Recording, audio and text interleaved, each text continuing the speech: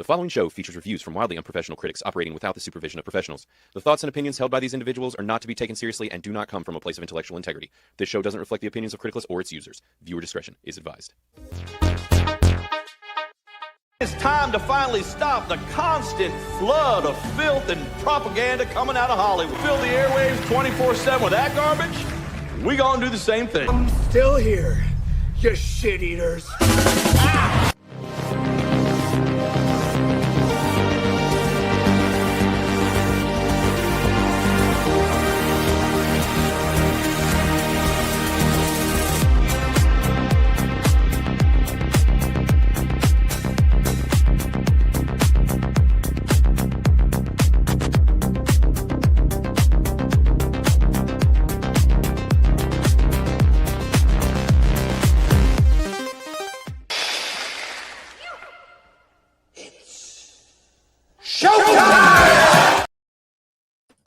What's up? What's up? What is up, everybody? Hello, and welcome to another episode of Criticless Cast Unhinged. We're back, and we have a big show for you guys today. There's quite a bit to talk about because the Odyssey is out, and we got a wave of critic reviews that came in. You know, they were pouring in, and everybody's like, "This is the best film ever made. It's just phenomenal, perfect, 100% on Rotten Tomatoes." And now people are starting to see it, and the narrative could be shifting a little bit. I've seen it, just got out of it, saw it in the most ridiculous theater I've ever been in my life, which we will definitely talk about in a little bit. And we also do have a special guest. We're going to split the screens up for you guys today because coming in remote is Mr. Mo Zamboni. Hey, what's up? Yeah, he's a little fried. Do I have a tale to tell? Yeah. Big tale. Lot to chat about tonight for sure. And so as I mentioned, we are going to be talking about the Odyssey, but that is not all we're going to be talking about on the latter half of the show. We're going to be talking about The Rock, the film that you guys voted on for. Nick Cage month is still here. We are still working our way through the Cage catalog, as they call it, and seeing where on the Cage-o-meter this movie ranks. I have not seen it since I was about 18 years old, so this was interesting to return to for sure. So we'll be talking about The Rock, but obviously before all of that, we got the Odyssey. And I also need to introduce my usual spud spec, Mr. Matthew Verlack. Hey, everybody. Welcome to tonight's show. Yeah, he made it. He's here. And we don't have Chris. we don't have Chris. Actually, Mo saw Chris just a little bit ago because Chris went to see the movie with us.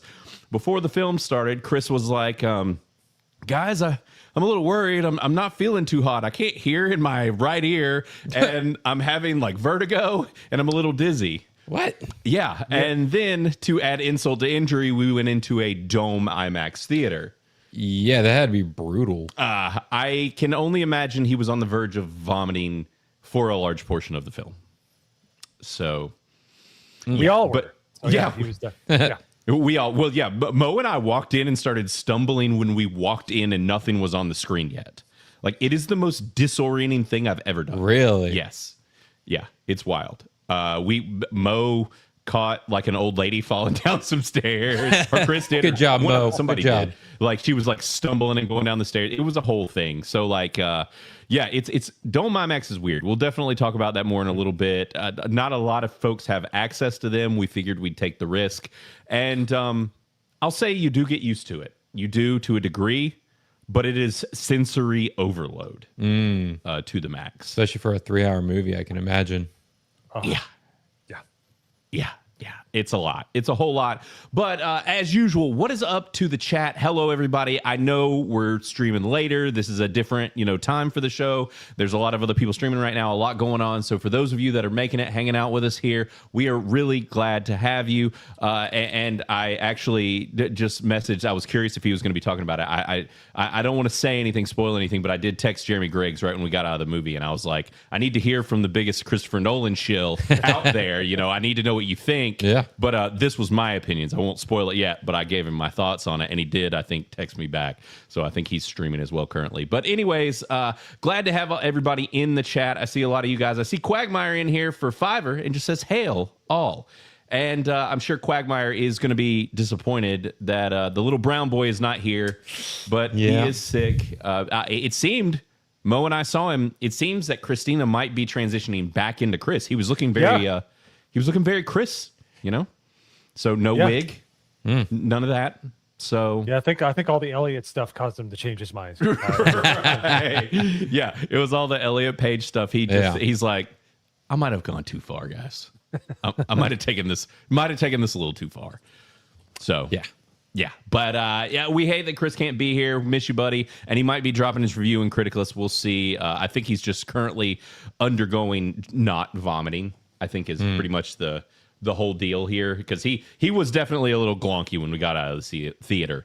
So, but we'll see a lot of the usuals in here. We got Caveat Ties, we got Chelsea in here, we got Maester P, and we got JJ Happenstance. And maybe that's the thing for us streaming a little later. Maybe we catch some folks we don't normally catch. And I see Calhoun in here saying, got my Criticless hat the other day. Thanks for the awesome Dead House postcard. Yeah, he ended up getting the Welcome to the Dead House Goosebumps postcard. Nice. That's one of the coolest ones. Yeah, I think that's one of the cooler ones too. That was one that I was saving. So that is the case with that. And is this an 8-bit Criticless cast? I don't know. Are we coming in? Somebody said we're pixeled. We're pixeled. Really? Is everybody? The video feed is good. Ironically, the audio sounds amazing. So. Of course, but the video's bad. So is our video is like consistently bad? Is it just us or you? Think Real Player back in like high school. That's really? Yeah. Because on our screen it looks fine. Looks like we great have it up on for the big us. TV and we look fine. Yeah, everything looks fantastic. We're in like, about as crisp as you can get. Well, that's the problem. Everything's too crisp these days. So yeah, we're going 8-bit. That's all it is. You're right. This is 8-bit Criticless. We're leaning into the brand. Yeah. The whole retro thing. I'm trying to pull it up here and look at the screen. Man, we do. It looks like shit. What is going on? That's like your internet. Yeah, but our internet is fine. I'm going to pull down the camera for a minute and then we'll pop it back up. Actually, let's do this. Sometimes this will help. We're going to go to this for just a minute. That is epic. I like that. Yeah, we got Blaine Dicius here for our profile image. This is actually a thing Chris Gore had us do. There's an app, or it's a website, and you can go to it. It's for the Odyssey, and you take a picture with the site, and it turns you into a Roman bust. So I'm going to bring us back in, and we'll see if we look any better. But I have no idea why it all looks like crap. But I guess I'm going to tell my wife, tell everyone in the house to stop streaming things, I guess. For me? I just did a speed test. You have 400 download and 10 upload. Yeah, we're still getting good speed. So I don't know. Maybe it'll clear up, guys. Sorry about it being pixely, but it looks fantastic for us. I do not know what's going on. So, yeah, I think that's going to be it for the intro. We've introed enough. We got a lot to talk about tonight, and you guys are just going to have to deal with us being pixelated, I guess, for a little bit, and y'all can keep us posted on if this gets any better as the stream goes along. And I'm just going to not be, making sure. I'm going to make sure that everybody's not streaming in my house anything. But, all right, guys, without further ado, I think it is time we need to move on into Culture for Boomers.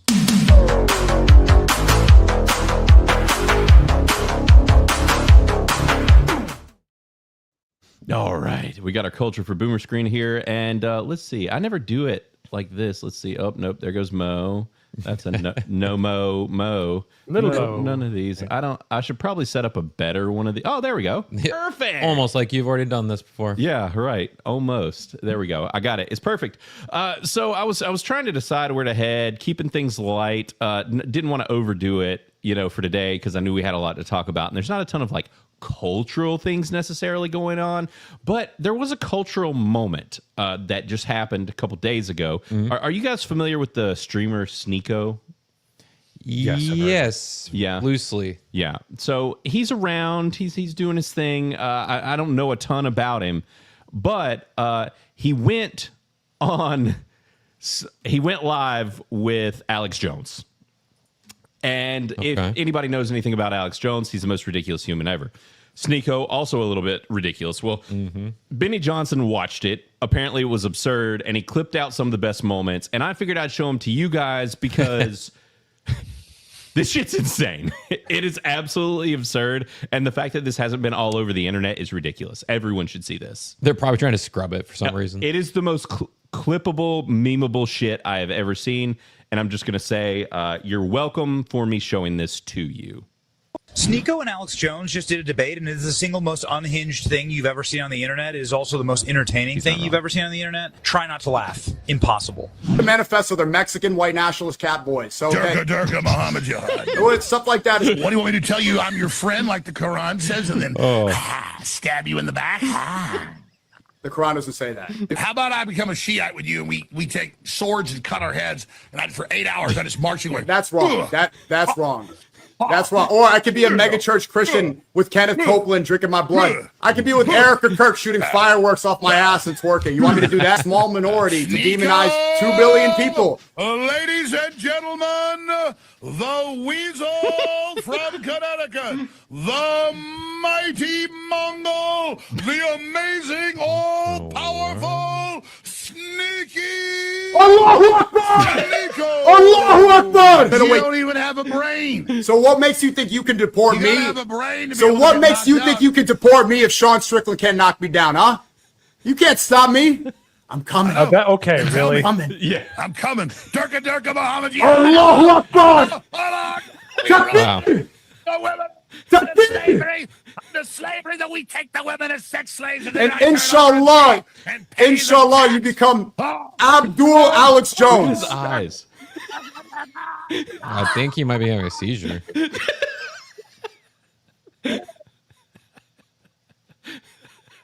Assalamu alaikum. What the Marry hell your are we cousin. watching? It's so much fun. You really are. Durka Muhammad Jihad. Wow. It comes from your Jewish supreme leaders. It comes from Abraham, who you were the bad son. You are the bad Islami. Bad, Abraham say. You are not the chosen. No good, Sneaky. You are cursed, Sneaky. You are cursed to wear nightgown and marry cousin. Bye, Sneaky. I love you. Hey, I'll stop see you stop tomorrow. killing. His name is a sneaky snake, oh snake. All right, we love you, Sneaky. See you tomorrow. Assalamu alaikum. Bye. Assalamu alaikum. Sneeko and They were like, hey, let's have a PR meeting where we just yell at each other racist things. Dude. Insane. Absolutely insane. You hadn't come across this, Mo? Oh no, I saw the one where Sean Strickland tunes up Sneeko. Like he actually went the distance with that man. Right. He had 5 seconds and he got throttled. Yeah. No, I have not seen this, but I'm glad I saw it here. So. Oh, it's amazing. And I'll say, I don't know if I've talked about it on this show. I've talked about it elsewhere, but I did see Alex Jones live.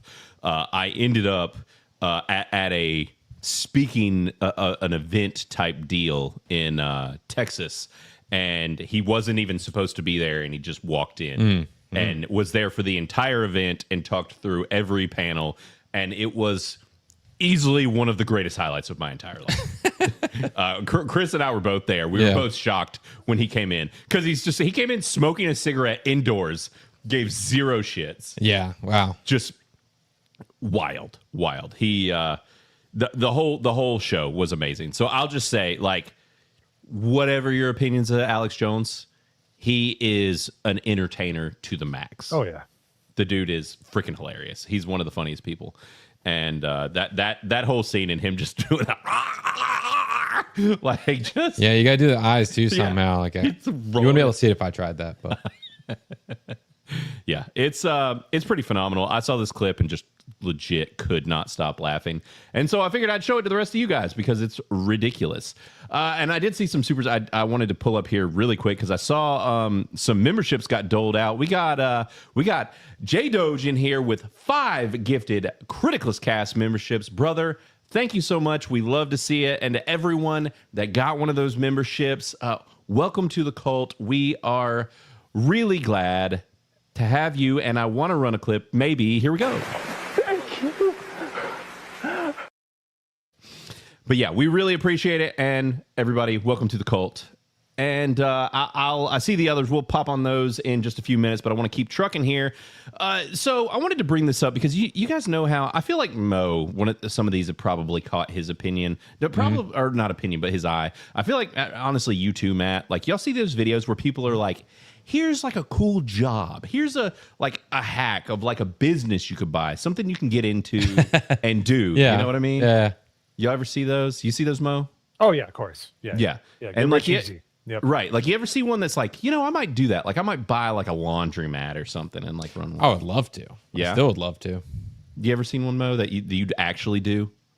I might own a Steak and Shake. I believe in them. I'll get one. Gotta buy a brand you believe. Yeah. I like that. So this one is one I've seen many times. My wife has brought it up before. I'm showing this partially just to make her know that we don't need to do this. So this is somebody who decided to buy and run a car wash because that is also a big thing that I see on TikTok is, go buy a car wash. They're easy, quick money. You just make sure you keep the fluids up to date. Keep it clean, keep the trash. Yeah. And that's it. All right. Well, check this out. You're welcome. Buy a car wash, they said. It'll be easy, they said. Anybody want to guess what that is? Yeah, we got that on camera too.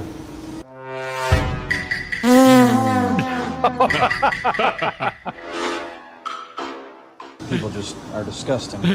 My dude just launched it against the Come wall. shit in a car wash.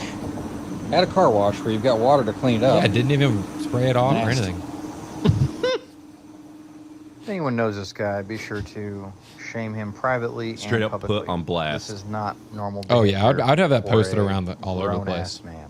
Yeah. On a positive note, He's got owning toilet- a self-serve he car did have wash toilet paper. provides endless content for me to benefit monetarily, but in no way Wait, is did this he- passive income. So while I don't That guy prefer to spray clean up painted his piles of windows? shit on a daily Yeah, no, he spray basis, painted his- all in all the content that I get from all the crazy I think that the spray paint thing, where was that at? and publicly. I think, this is not normal behavior for a grown-ass man. On a positive note, let's owning see. a self-serve car wash provides endless content for me to benefit monetarily, but in no way is this passive income. So while I don't prefer to clean Maybe it up was the piles soap. of shit on a daily basis, all in all the content that I get from all the crazy stuff that people do has actually benefited me tremendously. So I guess I can't complain too much. And so, Oh yeah, I'd be posting that. I'd be like, cameras are posted around here. Things will be posted on social media. Right. Oh, absolutely. Put him on blast. 100%. Yeah. He legitimately just like dookie blasted in the freaking car wash. Now this dude, I mean, look, I'll just keep collecting this cash. he's making some stacks, a lot of ones, but Buy a car wash, they said. Yeah. So I actually noticed like all the local car washes actually just recently like changed hands. Oh yeah. Because I saw the signs have been replaced recently. I was like, dang, somebody did it.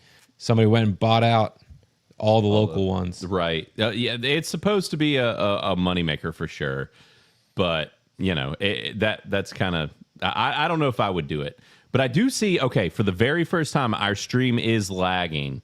Yeah, we're now lagging, and I'm wondering. We're hardwired at this point. There should be. You guys are clear now. You Like, guys are as clear as can be. I can count the mustache hairs are on you your face, Blaine. are you serious? I'm dead serious. Yeah. All right. Well, Chris joined the chat. Yeah. So that's what fixed Maybe it. that's it. Yeah, Chris fixed it because on our end it was freaking out. So, and Dixie's right. It might be Mo. It might be Mo. I don't know who MOE is, but That's right. It's only Mo, right? that's right. Now, I did want to show you guys. I'm trying to decide. All right, I want to show you these. I always show y'all like these small creators that end up blowing up. I got that kind of that radar. Sure. I can clock a true celebrity, and then they end up blowing up. This guy, I saw him a couple weeks ago, and I was like, oh man, I forgot to show that on Culture for Boomers. I bet this guy's gonna blow up. This video did end up blowing up. Got like 500,000 views. Yeah. Ton of likes, and he is my new favorite weatherman. I will only be watching the weather from this guy. We are out here in this extreme weather right now. We have winds are heavy right now. You can't see at anything times moving. right now. Yeah. Up to about probably 60 miles per hour if you add the map to it. Add the map. Let me Add the show map. you. Add the math. what we are dealing with. Because it looks like nothing. I know. Now look, you can see it's blowing a little bit. This is what we are dealing with right now. This is extreme weather right now. We are in it. The extremist weather right now coming through Sussex County, New Jersey. We will keep you posted. We're reporting for Nick Shredder. Nick Shredder. Where is this? He's is in this New Jersey. We are New out in Jersey? this extreme weather right now. It is bad. The wind, it's bad. This is a storm coming through Sussex County right now. We're pouring for Nick Shredder. Nick. It's so bad he's losing audio. This guy, absolute rock star. He's Nick Weather NJ. He does New Jersey weather. This guy's just been chugging out content. He's growing. I'm just saying, if you're a weather aficionado, this is how I want all of my weather. So we need a local weather person that does that for you. They're making mistakes, okay? Every weather station should hire a guy like this. You want to make me watch the weather? I want it to be sunny outside and him going, it's extreme! Like, that's what I want. Killing me, Smalls. Yeah. That's what I want for my weather. That's so I'm just saying, keep an eye out for Nick. I think he's going places. If I had a weather company, if that's what they're called, I'd hire him. Like a weatherman. Weather, I don't know. channel, maybe. We've been Weather sorely outlet. lacking since we lost Larry Sprinkle to Sprinkle, retirement, yeah. man. Larry Sprinkle had the best name of any weatherman in the history of ever. Yes. Best weather name ever. So, And it is Yeah, just it's hard to given beat name. that. He was born with that name. right. Absolutely goated name for sure. Now I'm gonna pull this up here. I'm trying to remember what the yeah, we'll go ahead. We'll take a risk. Bro, you really have no idea what other people are doing in their own homes. Oh, yeah. Dude. There is a whole nother. Okay. So this is one thing I wanted to talk about because I've been curious about VR, right? Like what's going on with VR? Sure. Because it's like they really were trying to push it. It's kind of like not quite like AI, but like you know what I mean. It was like this future tech that was kind of nebulous, and you're like, maybe it'll blow up, maybe it won't. Yeah, they were trying real hard. Right. They've been pumping out like the head masks and Yeah, things. the MetaQuests, Yeah. and all of that. Mo, do you have one? I do. I haven't used it in a little while, but I was one of the early adopters. I have a Oculus Rift, which is like before it got bought out by Facebook, and I have like the first MetaQuest. Okay. In the Oculus Quest. But yeah, no, I like doing it with racing games. It's fun. Right. It's really fun. But anyways, no, Yeah. I'm not into it like a lot of people are. I just yeah. do it here and there. It's become it's a niche, but like it's still out there, and there's still stuff happening. And so that's what this guy's talking about is how the VR world is still brewing. I have MetaQuest as well. I've used it some. My kids have used it a lot more than I have, but it is cool. It's just now I have also projectile vomited while using one. Just made me blow chunks. The games that aren't modified properly, that aren't like haven't been product tested well enough, I guess, is the best way to put it. I have a buddy who was really wanting me to play like a shooter, and I was just like moving around, and all of a sudden I took like a step, and it was just I threw the headset off, like ran out of the room. It was bad. God, yeah, I remember when you were telling me about that. Yeah, so And then I was like, maybe I'll get one day then. yeah, I've been careful ever since. Spearmint gum and fans help a lot. All of this to say, it is still brewing. People are still out there doing it, and so just so the olds out there know, VR is still a thing. And if you get into it, just be careful. You know what dark corners of VR you get into. The world out there. Me and my homie last night, we got bored. Okay, it was like 2:00 in the morning. We both downloaded VR chat for some reason. We hadn't played it since like high school. We used to join in high school and just troll people, right? But we joined the game. We start talking to this dude and asking him about like other servers that we should join that have a lot of people in them. And he goes, "Well, you could go to the club." I said, "What do you mean, like the club? The club?" He goes, "Yeah, like the strip club, bro. There's a strip club." I was like, "No way." He goes, "Yeah, they got like the dancers are people with like full body tracking VR sets." I said, "Are you kidding me?" What's the server called? He gave me the server. We try to get in. It doesn't spawn you in. You don't just spawn into the club. No, you spawn outside the club and there's a line to get in. There is a line in a VR strip club world to get in the club. We get to the front of the line. There is a bouncer, a legit dude in a VR headset telling you if you could get in or not. Wow. And the bouncer denied me and my homie. And when you get denied, they don't just say no and then you just leave the server. No.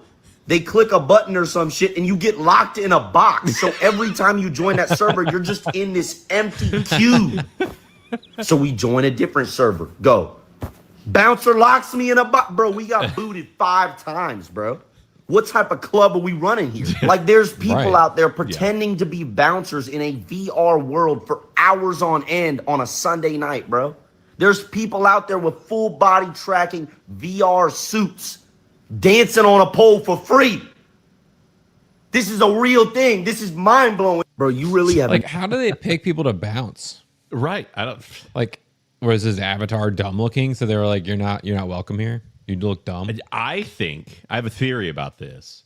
I feel like it's like some borderline dark internet shit, you know? Like you got to be on a list. They're looking for your username. Like there's a subreddit somewhere, there's a 4chan, you know, chat group somewhere that has all the names of the people allowed in the club. Yeah. You know what I mean? And if you're not on the list. It's funny you say that. There is, I don't know if you're familiar with what GitHub is. GitHub is like open source software. Oh, you probably, they have a list of transmission phobes and like screen names and everything. They have like a list of like 17, like thousands upon thousands of usernames. So I guarantee you his name probably showed up. Right. And as a matter of fact, you're kind of disappointed when you're not on the list. As a matter of fact, I'm going to look while you do your segment. He's probably on a list, and that's the list they probably checked. Yeah, it probably. You're not wrong. Yeah, it probably is. That's my thought there. It's probably a weird thing going on in there. I don't know if I want to see what's going on in the club. Yeah. And I mean, the thing is, I don't care if they're in haptic suits or not. There's a good chance that half those are like, you know, 40-year-old men in their basement twerking. Like, yeah. They're like, this is my workout. I'm practicing. Right, exactly. But hey, like maybe good side hustle. You know what I'm saying? Yeah, because like, are they getting paid? Because he says they're doing it for free. Right. But that's an assumption, I feel like, on his part. How do we not know money's being transferred? Agreed. That's what I'm wondering. So I didn't know that this was a thing. It is a thing. And now you know. Yeah. You know, that was my big thing. I feel like people need to know that this is happening out there because it's freaking wild. Now, what I did want to do, I wanted to show this quickly because it pertains to us talking about the Odyssey, and we're going to dig into the Odyssey. And so I did want to bring this up because I thought it was honestly really cool. Cinemark actually is who posted this. And so it just said, this is the 70 millimeter. This is what it looks like in the 70 millimeter theaters. Now, if you do not know, 70 millimeter IMAX is extraordinarily rare. There is only like 30 some odd, I think. Is that right, Mo? Or do you know? Like 30 some odd? I'll look it up real quick. I think it's something like that. Like a legitimate 70 millimeter IMAX is not in every state. And it's only in towards major metro centers. Yeah. Yeah, exactly. And apparently, I guess Charlotte and Raleigh are two not major enough to catch it. And and a lot of like there's like pretty much none in the middle of the country. Definitely not Raleigh. Let's be serious. No. Yeah, Raleigh. Yeah, definitely not Raleigh. There's probably like 5 in New York City. Yeah, we would have had a chance of having one more of a chance of having one here. So anyways, this is the process and what it looks like with the 70 millimeter film for an IMAX, and it is insane. Look at that reel, bro. 846 pounds. All for it to look the same. It's so wild. It does not look the same.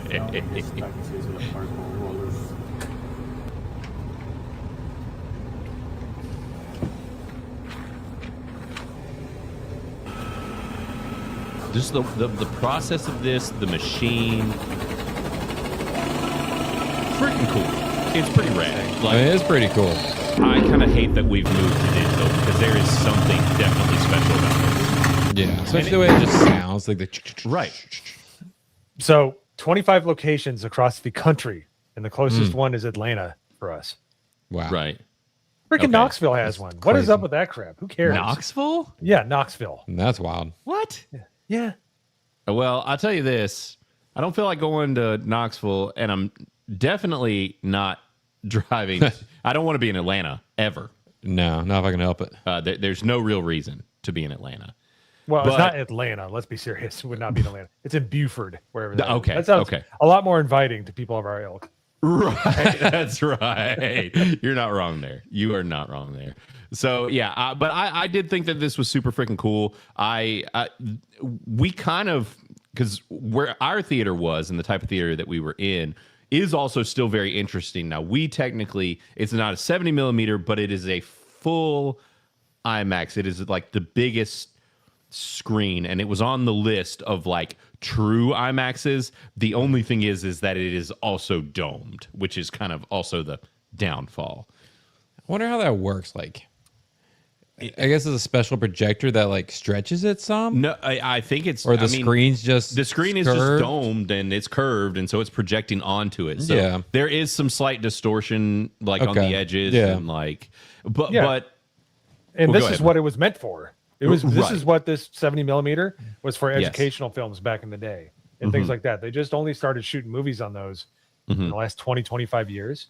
So Yeah. it's the format is actually made to cover a dome. They just translated it to put it into actual theaters. yeah, Yeah. And This the- IMAX, Dome IMAX precedes everything else. That's Yes. the first IMAX. So Yep, it does. So this is also one of the oldest, and it is wild because the projector is not at the top at the back of the theater. The projector is in the middle of the room on the row that we were on. Like it was just to the left of where Mo was sitting. Could you hear it, or is it No, digital? it's digital. Okay. It is still technically digital.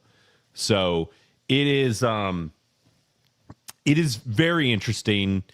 We'll get into that in just a second. But I was trying to decide if there was anything else I wanted to show you guys. But I think that'll be it for Culture for Boomers, because I really do. We also have a lot of super chats. We do have some supers we need to get to, and I really want to dig. Really want to make sure we have enough time to talk the Odyssey. And Matt, you can kind of be our audience surrogate since you didn't see it in person. Yeah. And ask them some questions and stuff. So that is going to be it for your Culture for Boomers.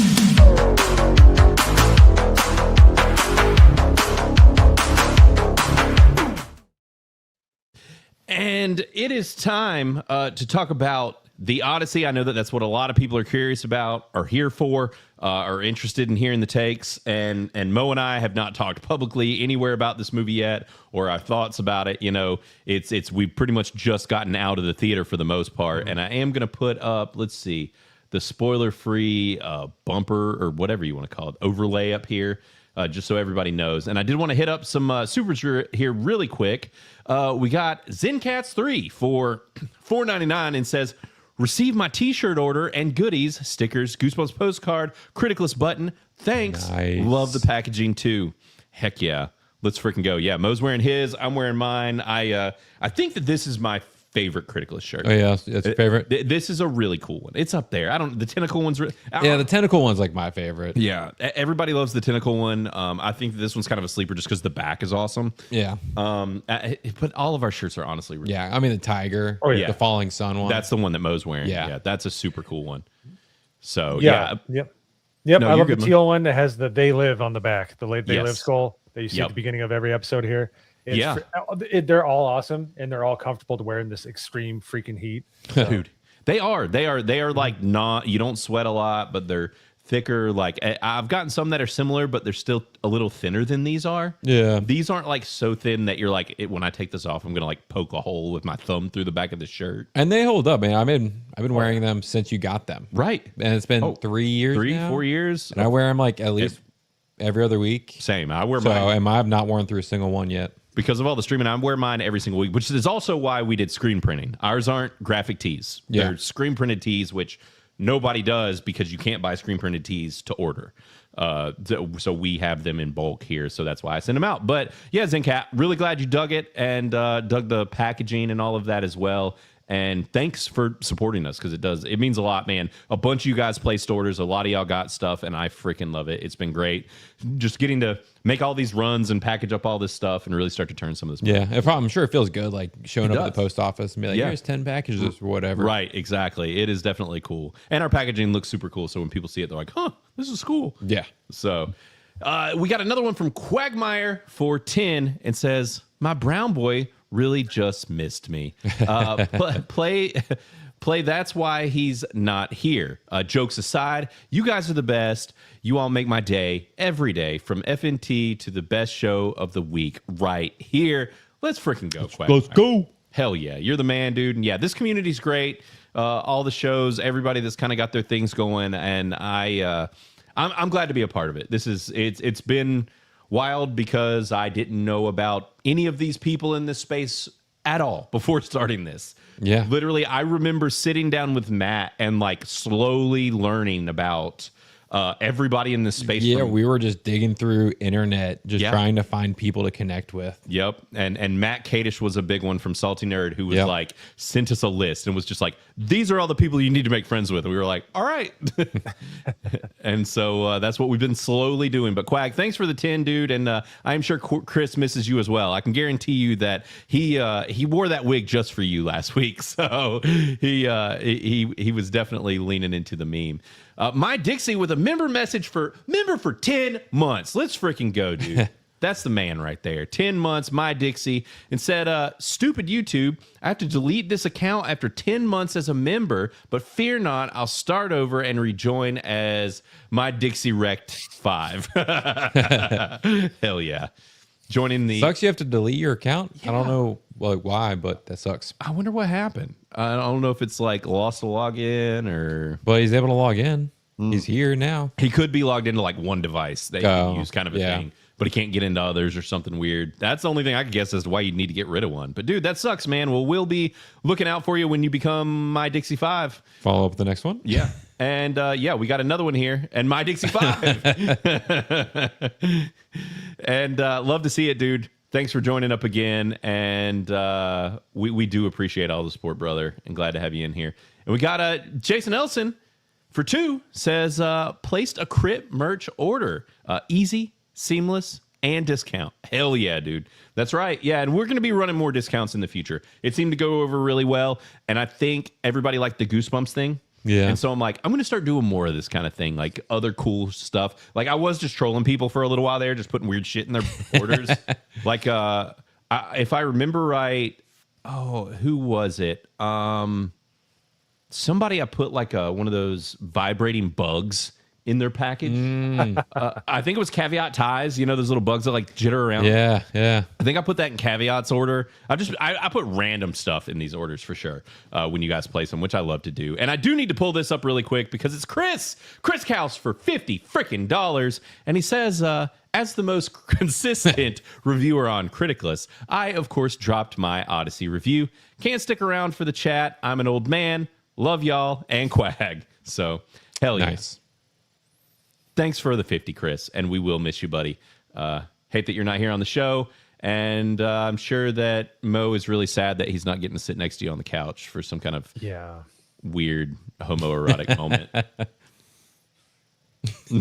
Don't you just miss that, Mo? And I do see the other supers. We're gonna get trucking over here into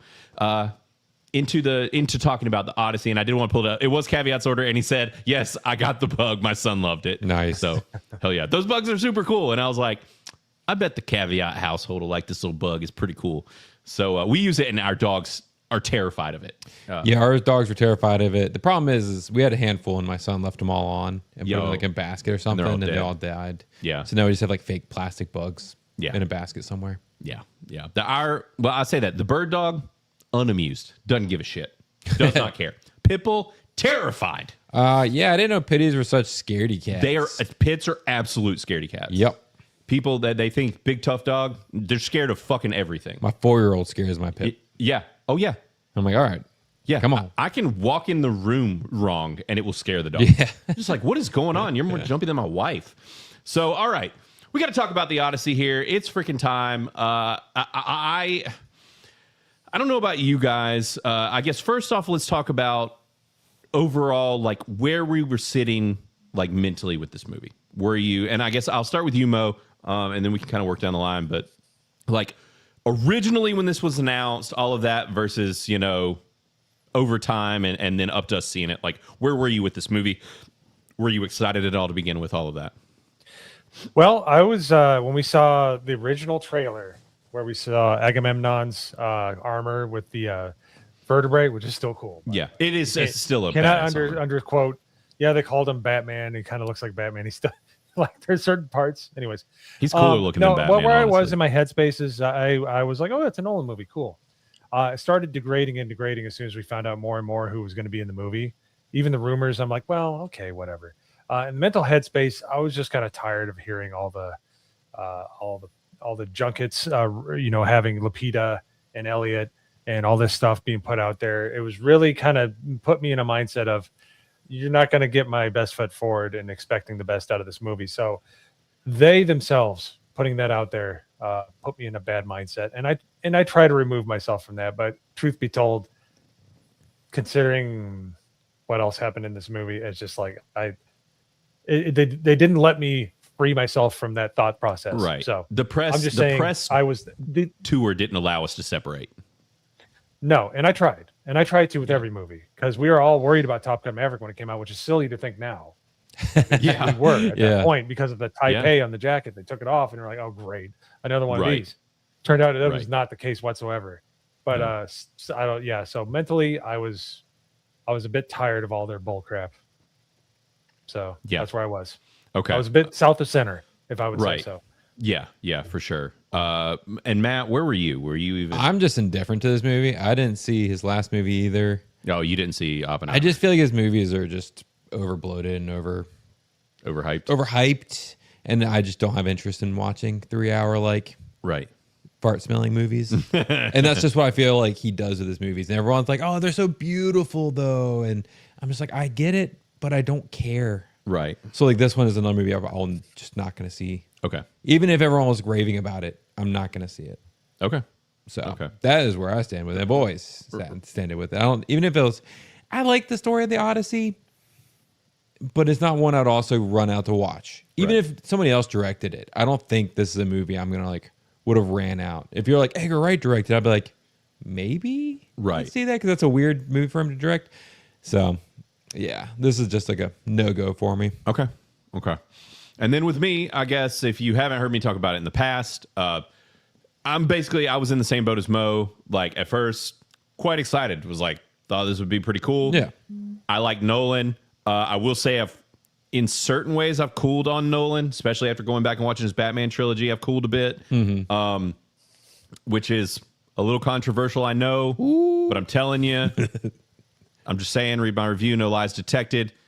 Beardo, massive Nolan Batman fan, has not argued with a single thing I've said about that series. So but on the same hand, you could still see the issues that I have and still love it, which is fine. I get it. But that being said, Inception is one of my favorite movies of all time. I love Inception. Yeah. I think Inception is phenomenal. Interstellar, I love it. I think, and his early movies too. The Prestige is fantastic. I went and bought it right when it came out. And even Memento. When I first saw Memento for the first time, it blew my freaking mind. His early, and that's a cool movie. We reviewed it a while back. Right. So he does great stuff. But he also, I think, can be overrated. This movie though, by the time the movie got here, I was like, not excited, real worried, super duper worried. And so, with that being said, now Mo and I have seen it. We do have to add the caveat, as we've been talking about multiple times throughout this, is that we have seen it in kind of a weird format. Also, supposedly an optimal format in certain ways, but then at the same time not. If you've ever seen anything in a Dome IMAX or ever had the opportunity, I would just say be careful. And maybe if it's something you wanted to see multiple times, then wait for a second viewing or something to see it in a dome. Yeah. It is a sensory overload. There's a couple moments that happened in this movie where I was like, I'm going to stroke out. This is too much. Poor Chris. Yeah. And like we said, even just walking into a dome theater, we both got dizzy and were stumbling around when Mo and I walked in. Because the shape of the dome makes you want to lean back. Yeah. Because you're you're standing there and you're you get disoriented because the screen is completely devoid of any features. It's if there was it's a blue light that they put, not blue light, but a blue background they put on everything. Yeah. but it's evenly spread out, so you have no frame of reference. So it's really weird. It makes you, it gets you disoriented. You get vertigo right as soon as you walk into the theater. And it's like the wall and ceiling are coming at you because it's like doming over you, and so your body's just like, like it's weird. Then when you're walking upstairs in there, good God, like it's wild. It's a very weird experience. I'll say this: about 40 minutes in, I got used to it. It took me a little bit when it first started. I was like, oh no, this might be bad. Do you have to whip your head around? Some. Yep. Yeah. Some, Yes. Yep. Okay. So I didn't have too bad. There is where we were sitting, we were fairly centered. Okay. There's just like a little bit on the peripherals that are kind of out of sight. But if you focus center mass, you get most of the image in there. Gotcha. But it is unbelievably huge. Like when you think about the scale of this screen and like you standing at the base of it, you're tiny. Like it is a monstrous screen. Yeah. So all of that being said, I just kind of wanted to lead up to that, talk about these dome theaters if you have access to them, whatever. It is just a very wild, weird experience. But that being said, Mo, you go first. What's your opinions? Critical scale. How do you rate this? And then we'll work our way through it. Well, I wouldn't give it anything higher than a 50%. That's probably going to go lower as I really start to dissect it because my brain's going to want to go through the whole entire thing. Yeah. And break it down. But it was. There are because 50% is proper, I think, because it is half a good movie, half just what's going on. My problem with the movie is that the settings are beautiful. The action, just the part where the action happens and where there's dialogue, those can be really good. Those are really good. But the problem is that Christopher Nolan is really kind of huffing his farts hard in this movie. Like he's being there's a lot of bloviation. Things take too long. And all the complaints that we have with the cast are not without merit because it keeps coming up and coming up. And they keep pissing in your cornflakes until you're like, I'm not eating the cornflakes anymore.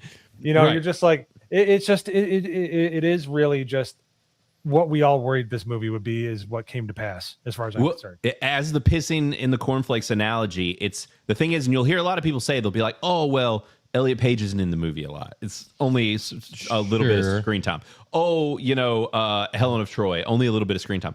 Yeah, but the thing is, somehow they managed to spread all of that throughout the entire film so that you're constantly reminded of it. Oh, yeah, so you can't forget about it. No, it's not a steady stream of piss into your cornflakes, but every time you forget that there's piss in your cornflakes, they just give you a little squirt back in there. You know what it is? It's like that guy at the car wash. He just shoots one out, and you're like, damn, son, I was enjoying this. You just shit blasted my car wash.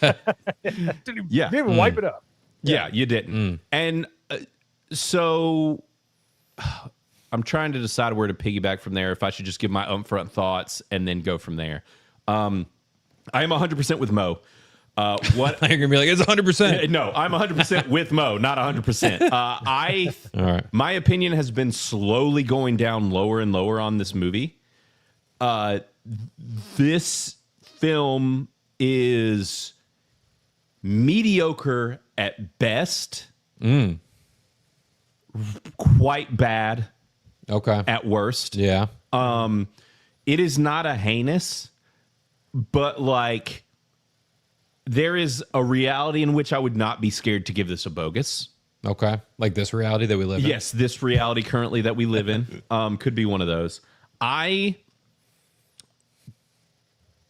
don't hate this movie, but I definitely don't love it. I think that this might be Christopher Nolan's worst movie.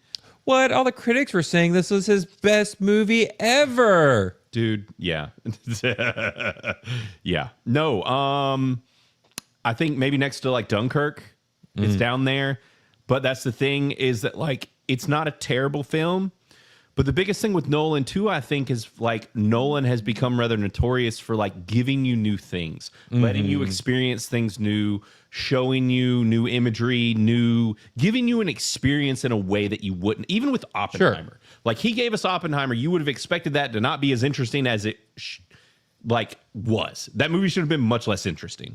And I went out and bought Oppenheimer. I would have never done that. Yeah. I didn't even expect to like Oppenheimer.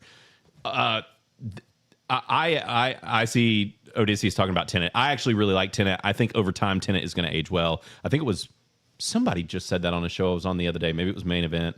I don't know. Somebody was saying it, but I actually like Tenet. Yeah, I did too. I think it's cool. Like I said, it at least gives you something new. Everything in this movie, there is nothing new under the sun in this movie. Everything that was in this movie I have seen done before, and I've seen it done better. Mm-hmm. You feel the same way, Mo?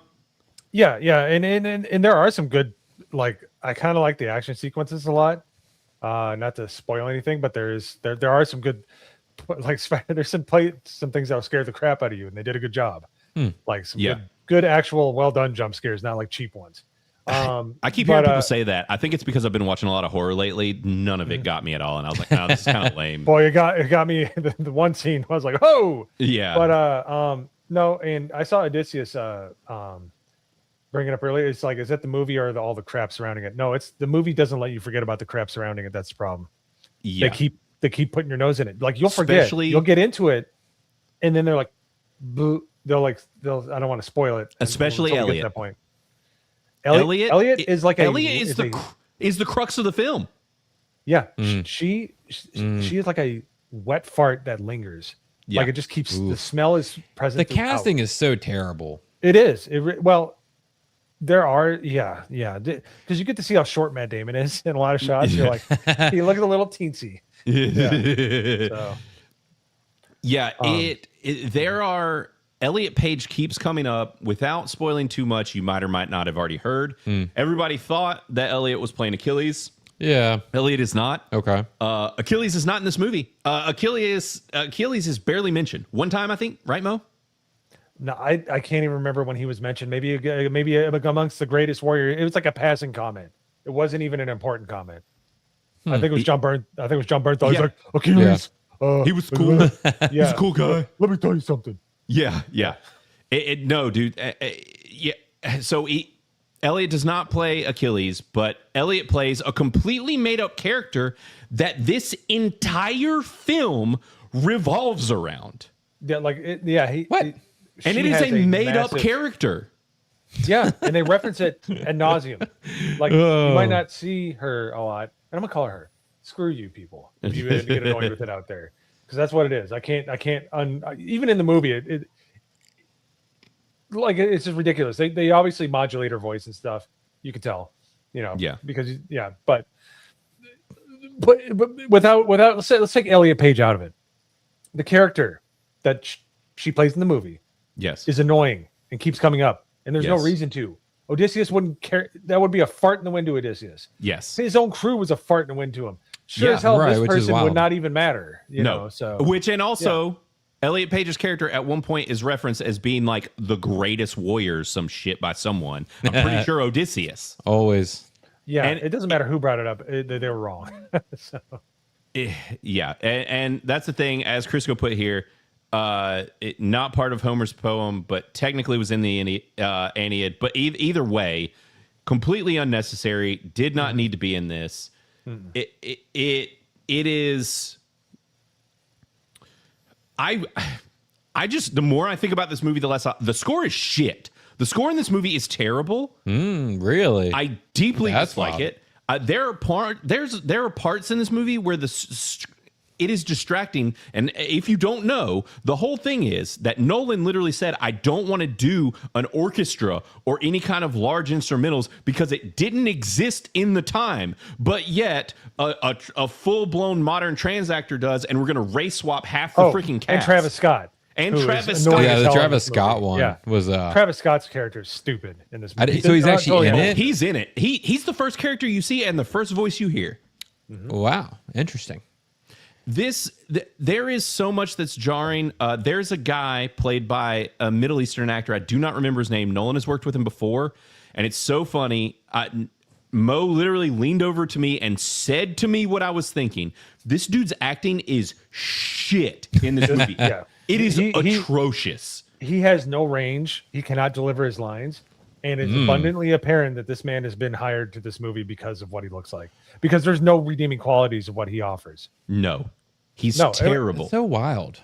Yeah. Yeah. Like, and it's this day jarring. and age. Like, you get to see Matt Damon. Sorry, Matt. Give me a second. Matt Damon is like delivering his lines. He's got gravitas. You hear the gravel in his voice. He sounds like a man that's been through it. And then first in command, well, not Chris, Brown Boy. He's just like, he's like, Odysseus, we shouldn't do this. Dude. He's horrible. It's so his bad. Line delivery. You can tell they did it in post too to cover it up. They tried to make it better and they couldn't make it better. He's horrible. It is Hamish Patel. Hamish Patel. That is absolutely who it is. He plays Eurycles. And he's so bad in this. Like every time he spoke, I was ripped out of the movie. Yeah. Such a horrendous performance. Many people in this movie did fairly solid jobs. Some of them, all I saw was the actors. Some of them, like I thought Matt Damon did an excellent job. Tom Holland was pretty solid. Robert Pattinson was really good. Anne Hathaway was really good. And I'd kind of leave it at that. Yeah, but Hamish was distractingly bad, like high school play bad. Yeah. Yes. Yeah. Otherwise, I think what you said to me after I said he stinks or something like that. Yeah. He and this is nothing to do with anything. This isn't identity politics, like none of that stuff. He just he's not good. He delivers Wildly his lines miscast. half-ass. Yeah. Yeah. He's bad, and he's distracting. And he has a Yes. line in the movie that you're like, kiss my ass with that. Oh yeah.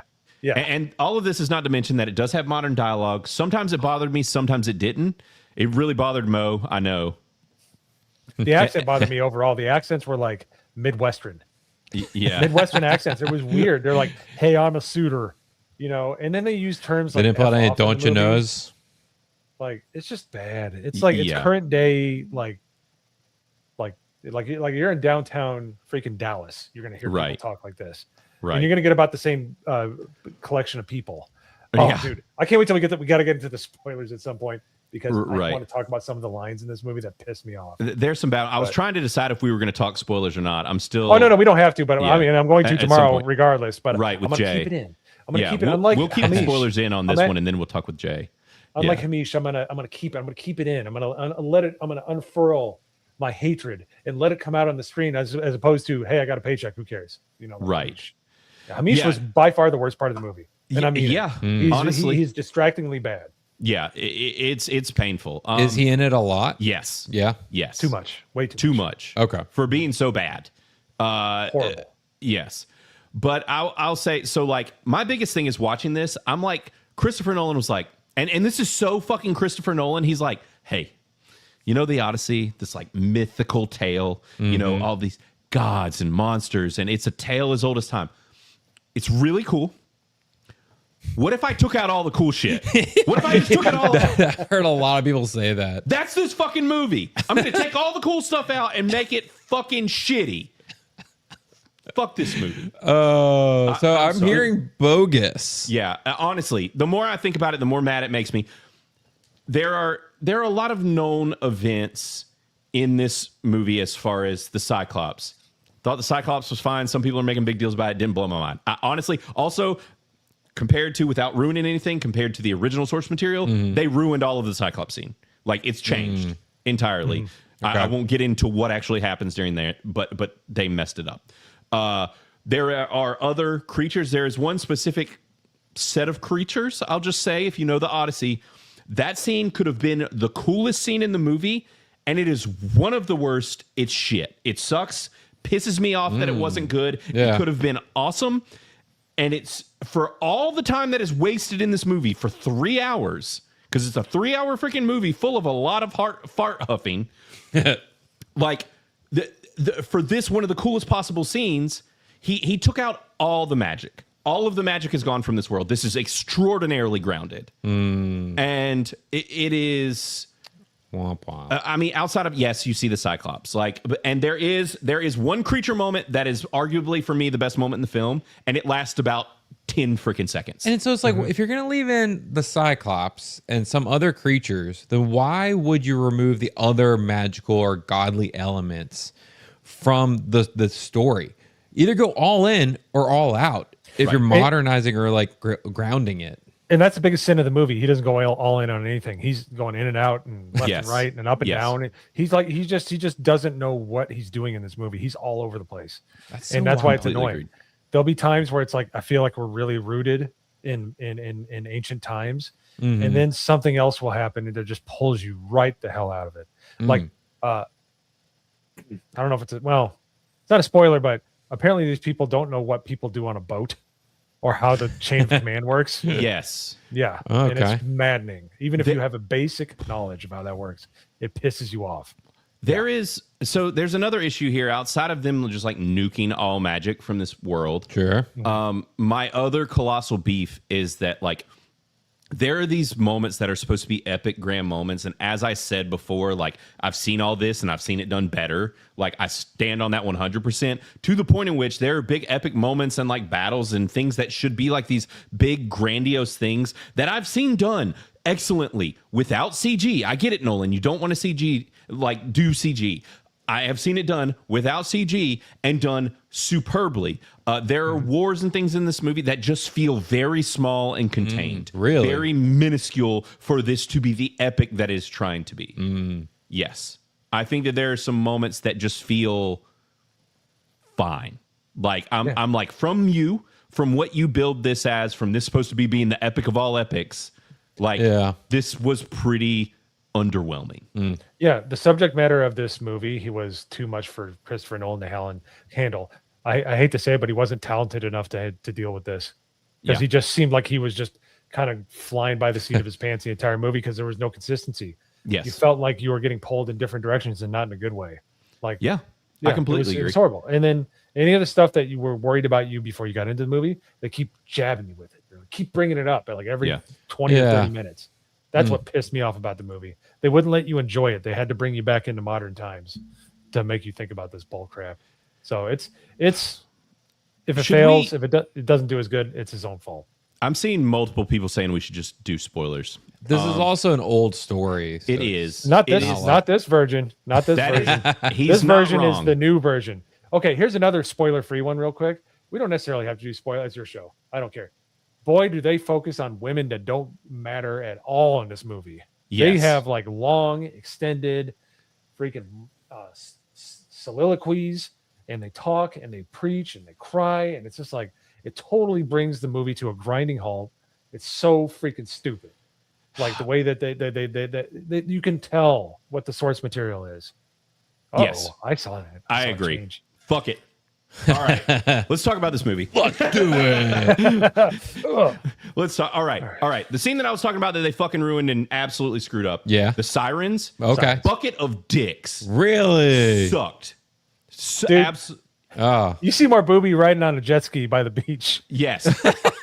Yes. So much for sirens. This is a moment. You've got sirens. You could. Sirens are fucking so cool. Like sea creatures. They're these creatures that are supposed to be sexy and alluring, but they're monsters and they can fucking eat you and kill you. Yeah. Super cool. Yeah. This movie, there's just a little fucking island with these seals, I guess, and then manatees. Yes, and then like maybe some women that might or might not be mermaids, couldn't quite tell, and they are singing and stuff, but it's not like you get like the alluring, like sexy that turn into monsters, nothing like that. It is very short-lived. It is completely in fog. It is very quick. It's shit. Like it was the opportunity for an epic moment with this mythical thing, these creatures that could have been so cool. Yeah. Just dog shit. Yep. And when you see Cyclops, when you see the whirlpool, when you see other creatures and other kind of like beings and settings, you know why they left the sirens out, because of the feminist bullshit that was in this. Yeah. And it just keeps it. This is the thing with the overarching. They say Elliot Page is only in the movie for 5 minutes. Yeah, but the ghost of her character just is all over the place. It's unavoidable. It's like every everything. 30 minutes. Every 30 minutes, you're reminded of it. So you're saying she's in it for like 5 minutes at the very beginning. Okay, so and then you say she keeps popping back up. Yes. Is it flashbacks? Is that how so she's this brought movie back is non-linear. It's all over the fucking place. Yeah, it's Tarantino. Okay, it's Tarantino is a full-on tard. Yeah. Yes. It jumps all over with like time, and it's just like you're here, and I think it's mostly two, maybe three timelines that are all kind of moving in tandem forwards. And it's not the I'm a little mean about the timeline. They're not too bad about. They really kind of. They kind of signal it when they're going to change to different gears. They're like, well, Odysseus used to be like this. So when they change timelines and flashbacks, it's not bad. It doesn't, you can follow. But the thing with Elliot is she's there in the beginning, and it almost literally looks like one of the memes that you saw online. Like she can't hardly wear the armor. She looks like she's going to topple over. Yeah. And that's not a joke. Yep. And then they go into Hades later and she shows up again. But then they're like, you're the bravest. Like they glaze this 5'1" nothing the entire movie. The whole film. The younger version of what she she's some chubby white kid that was probably as tall as she was. Dude, yeah. The child version of Elliot Page's character is literally bigger than Elliot Page. Yeah. Like, it's this big fat dude. Wow. They're fucking hilarious. Like, I'm just like, what are we doing? And there is zero Achilles. There's no like, oh, Brad Pitt's going to fan cast and be a surprise. There are no surprising fan casts in this movie, by the way. I thought I heard someone like mention that. Unless I totally missed it, there is no surprise actor. That doesn't surprise me. I don't think Christopher Nolan's going to do a surprise cast. Well, he does do that. Like he did it, and there were like big actors even in Oppenheimer that we didn't know about in that movie. Like, so he does, and he has a lot of friends in the industry. So that was the opportunity. There is, to me, there was nothing like surprising or mind-blowing about this film whatsoever. There was, when Mo mentioned they go to Hades, there's a score in Hades that is distracting because it's weird, like it's almost like synth. I don't even know how to describe. There is synth in the soundtrack, which is annoying. Yeah, it shows up. And okay, let me real quick about the score. It's not bad in the dramatic, romantic moments. But when there is the action, it's distracting because he's plinking away on these ancient instruments, and it's like Cyclops is starting to eat us, and you're just doing blink, blink, blink, blink, blink, blink, blink, blink. You're just like it's so distracting. It's like that's the fart huffing, Mo. That is the fart huffing. That is the me being like it's. I'm gonna be pretentious and do this weird shit because that's the thing. Is like Ludwig, I think is his name, the guy that did the score. Is fantastic. Like he does great jobs, but this is all due to the fact that Nolan wanted this weird ass score for this movie, and only like half of it maybe works, and none of it is memorable. Like you're not going to be playing this afterwards and listening to it. Like that doesn't surprise me. I did see come up in the chat people asking where the normies are going to be with this. I do not think that this is going to blow the socks off of normies. I think that they'll be like this. People clap in the theater, and people did clap in our theater. That you're not wrong. That did happen, but I still don't think this is going to be like everybody's like, hey, you got to go see it right now. And especially not, we're going to go see this multiple times because there are parts in this movie that drag. This movie is fucking too long. Well, of course. And it's usually focused on the women. It's like the freaking, what's her name? Cersei's, the ones that turns them into animals, which that was kind of metal when she kind of turned them into animals. But she had that was the best scene in the whole film. You came and invaded us, and she's just crying for like what seems like forever. I'm like, who gives a shit about this woman? We never see her before, and we never see her again. And why we've spent so much time on this character, and that's a problem with this movie. They keep focusing on characters that don't matter because they're women. Like they just keep talking to women. It's like we don't care because when it comes right down to it, and here's why we don't care because they don't matter throughout the movie. They bring it up. Like the Helena Troy and the other thing is like, okay, I got it, but it's still like, geez, man, it's like so much women empowerment. There's so much back talk. And I'm not talking about from just the women. The freaking Hamish kept talking back to Odysseus, the most amazing warrior of all time. And he keeps talking back like, are you sure we should do this? Or should we That's not how a captain runs a ship. And the fact that he's just like, I don't know. He's questioning him along the entire way. It's like they should have thrown that guy's ass overboard, like for questioning the captain so much. Yes, I think they should. I think in most naval instances they would have put him in the brig or something. Oh, like, totally. Shut up. That's the thing. Odysseus let like his crew kind of just steamroll him, which was just a little jarring with the way that they handled it. Yeah, with the way that they were building Odysseus and how this character's supposed to be. It was just odd. I didn't love that. The whole thing with the witch that's the whole thing is in the story, the original writings, whatever. The witch, he like screws her, and they live together for like a year. Like it's totally changed in this. That is not how it plays out. The other thing with the Cyclops, there's a whole bit with the gods, and he's talking to like Zeus or one of the gods, and there's like a quiet conversation or something. I remember like there's a lot of like talking to and with the Cyclops. In this movie, he's just turned around backwards and kind of mumbles to himself for like 10 words, and they're like, oh, he can talk, and then that's it. Like there's a whole bigger moment with that. They cut it. It's not in this film. They took the gravitas out of that component of this story. I see a lot of you guys talking about Jeremy and how he loved it. Yes, so I agree. So he did. I texted him when we got out. He told me, he said he liked it, but he didn't love it. And so I don't think he loved it. I think that he very well might walk this back a little bit. He's probably going to see it again. Well, I'm pretty sure he is from what I've gathered. Yeah. His opinion might go down. I don't know. I'm surprised he's as high as he is because of even just the Elliot Page stuff. Because like we said, Elliot Page is the crux of this film. And when we say that, that is not a joke. No. Like, Elliot Page's character is written in a way where the motivations of many of the characters, of Robert Pattinson and Odysseus, many of the major motivations revolve around Elliot Page's character at multiple pivotal moments, including the end of the film. Yeah, in the last half hour, in the final act, CNN, I don't even care. The name of Page's character is brought up multiple times, and the whole like gravitas of why the suitor that is played by Robert Pattinson, why they're connected so much, and why Odysseus is like it's apparently a motivating factor for Odysseus, which is ridiculous in the story of the Odyssey. Would not care about this person whatsoever. You know? Yeah, because he's a general. It's like, you did your job. Bye.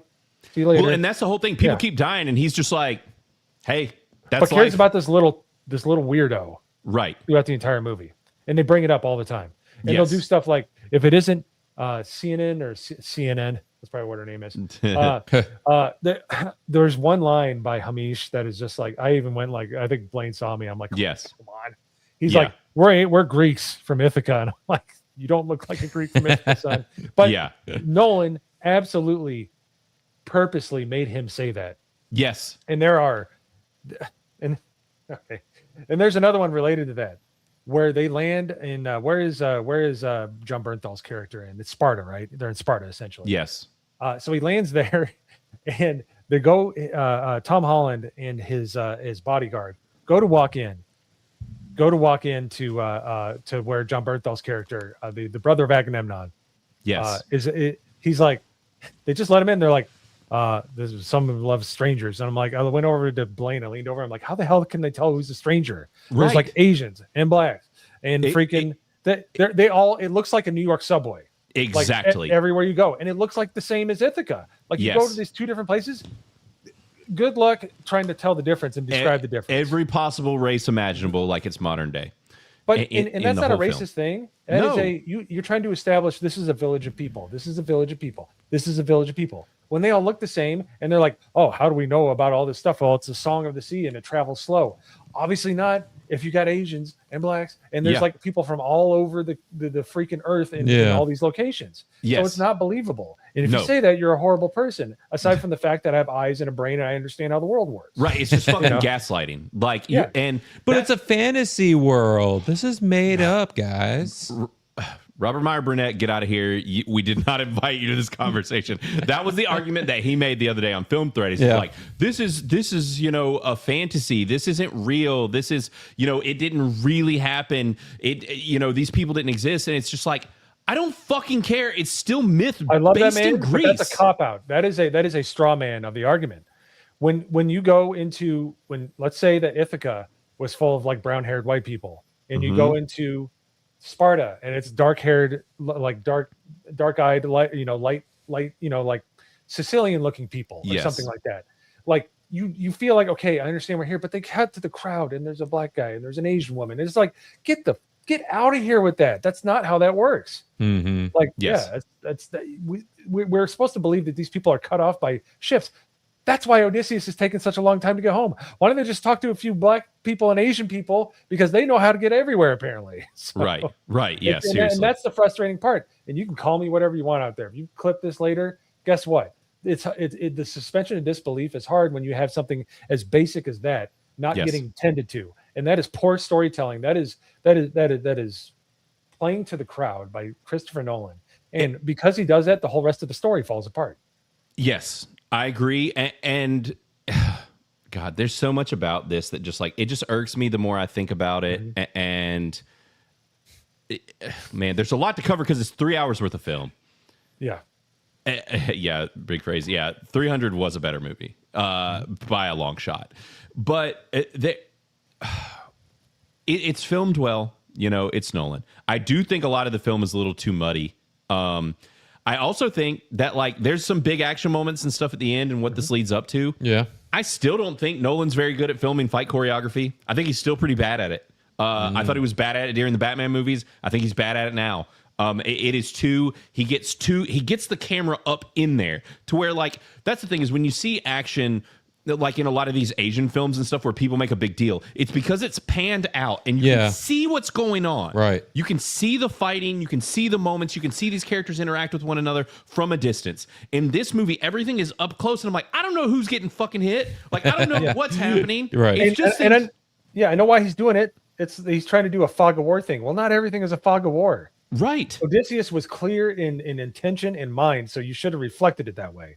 Instead, it's like a bar fight after you've had about 10 shots. Yes. That's what it feels like. Yeah. Yes. And even the moments where like you're supposed to see Troy, like, and the moments of, you know, the whole marketing of this movie and the Trojan horse and everything, that battle is shockingly small scale.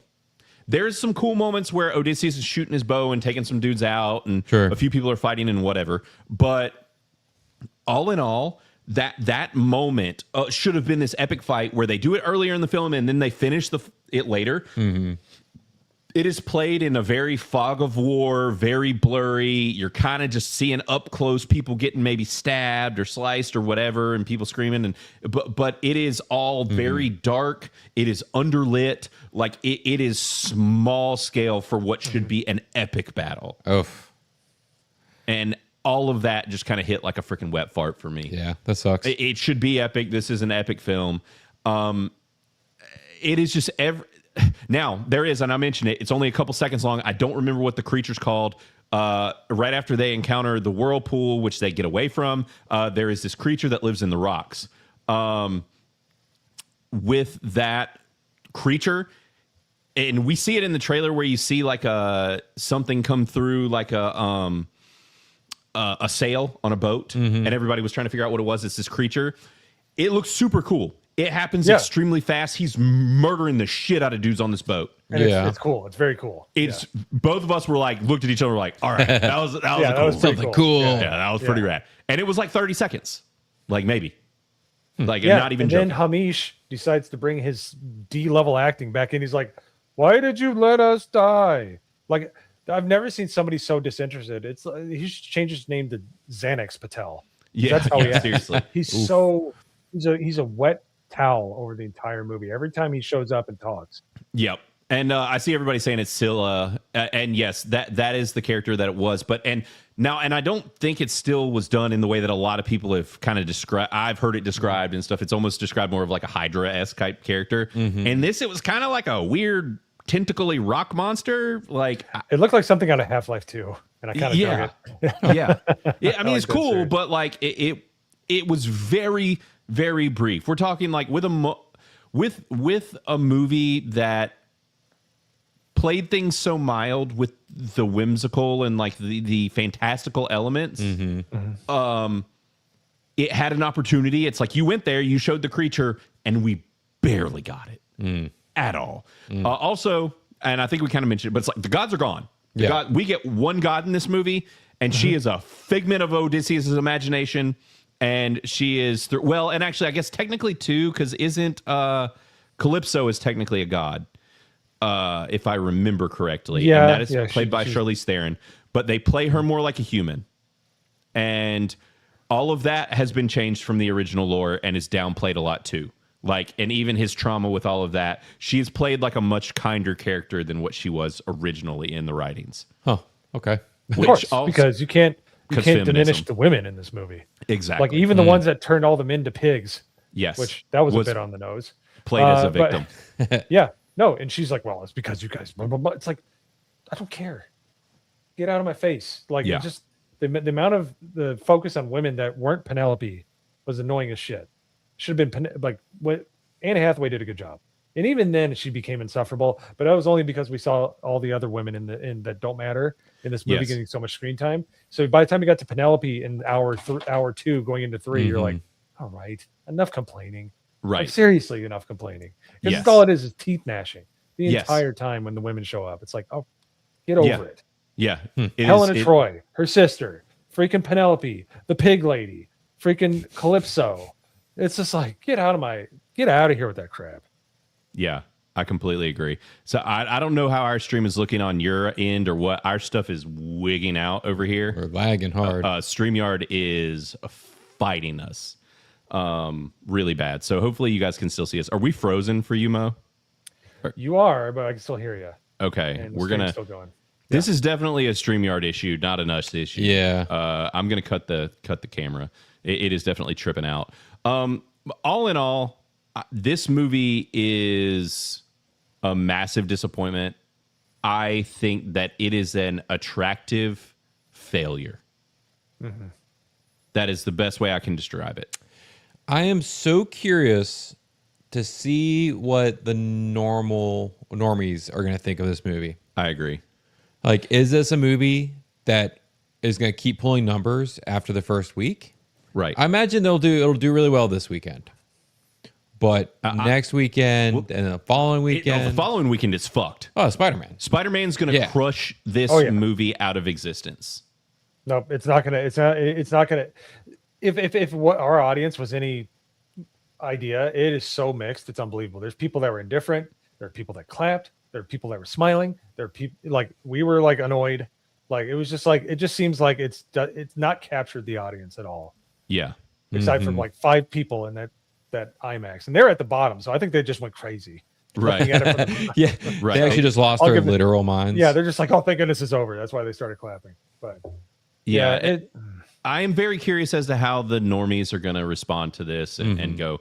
Like I said, I do not think that this is going to be one of those movies where it is constantly just getting this, like, people telling the word of mouth of people rushing for folks to go out and see this and to, to rewatch it. Yeah. I just don't see that happening. This is not. There's some clips that I would see on YouTube. There's movies where you can watch clips. Oh, that's a really good clip. The whole of the movie is not good. Right. Yeah. I completely agree. And Raptor, maybe it is the Nolan Bros attacking us. It is really weird. Our like number of viewers and stuff, it randomly like shot way up when that happened, which I don't understand. I really don't know. Uh-oh. Let's Hello, see. everybody. And now we're not showing up at all. That's wild. So and it won't even bring us up. Oh my God. Yeah. It's bad. All right, Mo, what we're gonna do, You can't leave now. I can leave without ending the stream, Mo. How did I make it? Now it's not letting me make you full screen. This is great. Hey, everybody. Welcome to Criticless Cast. Make sure you get your merch today. It is wonderful. I have a bunch of shirts for them. Totally worth the money. Subscribe to get your Critcast membership. Get your merchandise right now. All right. These guys are awesome. There's a reason I drive up to go hang out with them to watch these movies. It's because they're awesome and Chad is awesome. So thank you guys for being here. But now that I have the channel, let's see here. What do you guys want to talk about? You want to talk about how Elliot Page looked really weird in this movie, and even though they tried to make her look taller, she still looked really short. Yeah, that was nice. All right. Hey, there you go. There we go. I plugged your merch, so let's go. I guess that fixed it. We'll see if it stays this way. But sorry, guys. Yeah, this is been freaking ridiculous. We do have some supers I wanted to pull up here. We got My Dixie Wrecked for $2. Says, sorry, Mo Nee, even though you flipped me off. No E. No E? Mo no Did E. I flip you off? I don't know. Well, that kind of sounds like you. There you go. He did now if he didn't before. yeah, there you go. Now we're good. If anybody deserves it, it's old Dixie. Thanks for the 2 for Dixie. JJ Happenstance in here for 5 says, I'm going to skip the Odyssey and buy the new Lionsgate limited 4K of Sing Street, a true masterpiece. Brother, I agree. If Mo, have you ever Sing seen Street? Yes. Have you ever seen Sing Street? Either of you? No, never even heard of it. Bro. Nope. All right. First, I've heard of it. Well, as an Irishman, Mo, you're failing your people. It is actually a musical. I do not like musicals. Ooh. It is completely set in the 80s and has 80s music. It is even the soundtrack is 80s themed. The music sounds like it came from the 80s. It is technically a musical. It is a phenomenal film. I don't like musicals at all, and I love it. I've seen it multiple times. I had the soundtrack on repeat after the movie came out. Highly recommend it. It is very good. So check it out. Sing Street is very good. Thanks for the 5, JJ. Mm-hmm. And we've got Quagmire for 5 says, Blaine, thanks for calling me a feel free to read that word backwards on the postcard. I laminated that B. You're welcome, Quagmire. You know, I figured you needed some proper hazing when I sent you mail. Yep, that makes sense. It was the only right thing to do. You're welcome. And the horror host for 5 says, yo, I'm King Menelaus of Sparta from Brooklyn. And yeah, pretty much. Also super weird, and I guess since we're in spoilers, I can mention this. So all of you guys have seen the pictures. There's the image from the movie with the dude with the helmet. Yeah, yeah. And it's Agamemnon. He is like the badass dude. He looks freaking huge. His armor is badass. Like it's literally, as I said earlier, it's borderline cooler than Batman. Like he looks cool. I'll say people complained about historical like inaccuracies and different things with like armor stuff. I didn't care. I thought it looked badass. Like that was the least of my worries in this extraordinarily flawed film. Mm-hmm. Yeah, especially when he's at the gates of Troy and he's just standing there like, I am the knight. Yeah, quite literally. It looked cool. It looked cool. It is pretty much what happened. He did look very cool. But so that's the thing, though, is Agamemnon is this big badass, and I didn't realize who was playing it. They take the helmet off. They barely even show his face. You hear his voice, and I was like, oh my God, no way. It's freaking Benny Safdie, who is not a big dude, who is not menacing, and is honestly... He's a little goofy looking, but if you're not familiar, he's one of the Safdie bros, the guys that did like Uncut Gems and Good Time, and his brother is who did the ping pong movie with freaking Timothy Chalamet.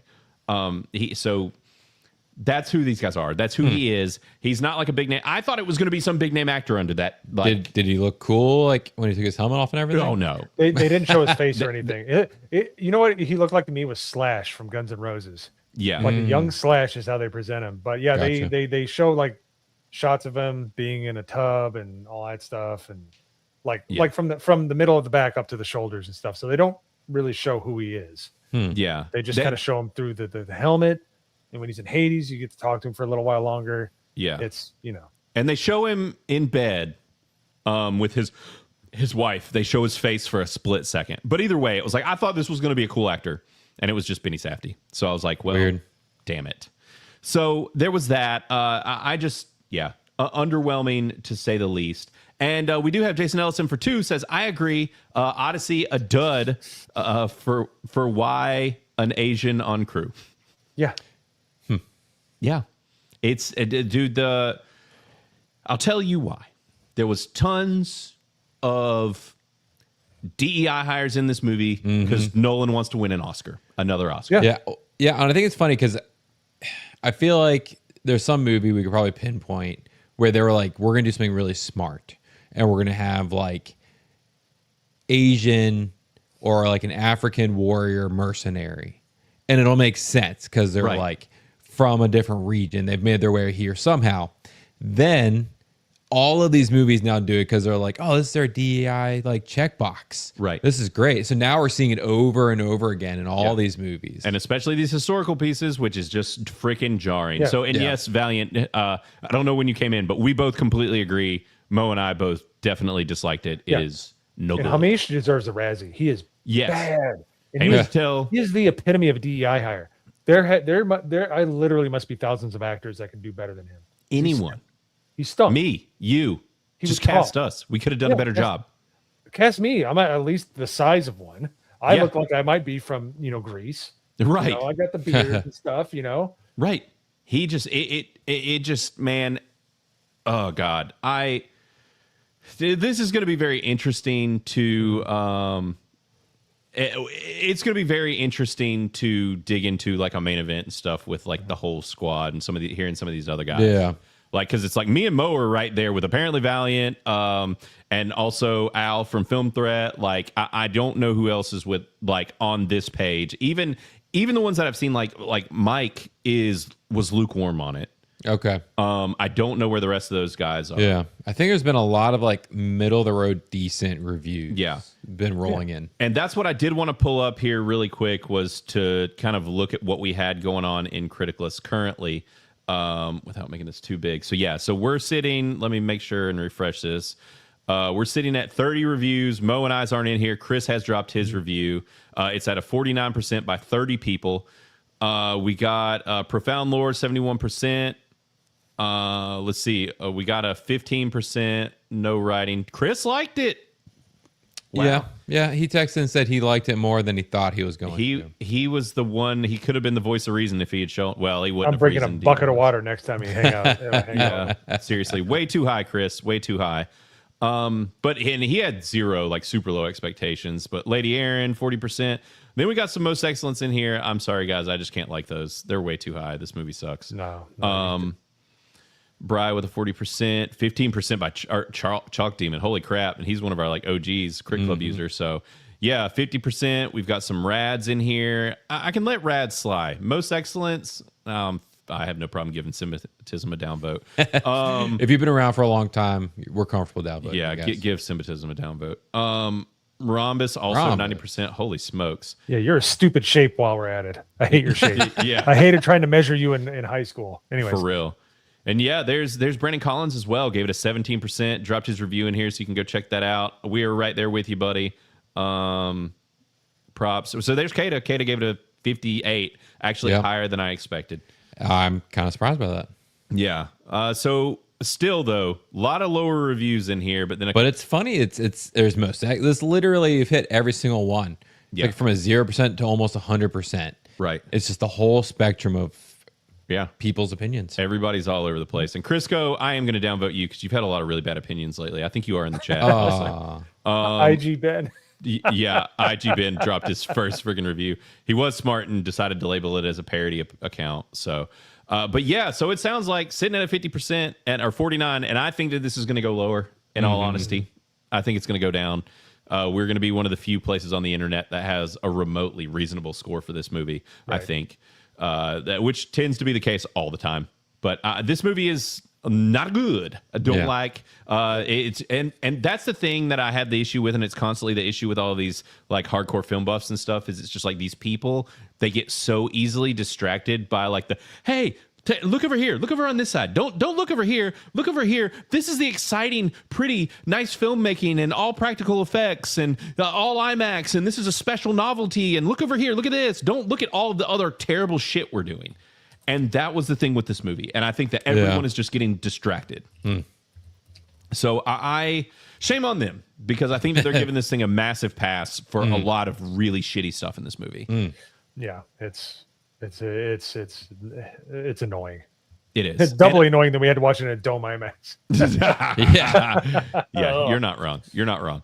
Now that I'm sitting here, I was initially at like a 50%. Yeah. I'm getting closer to like at least a 40 at this point, like lowest of decents. Sure.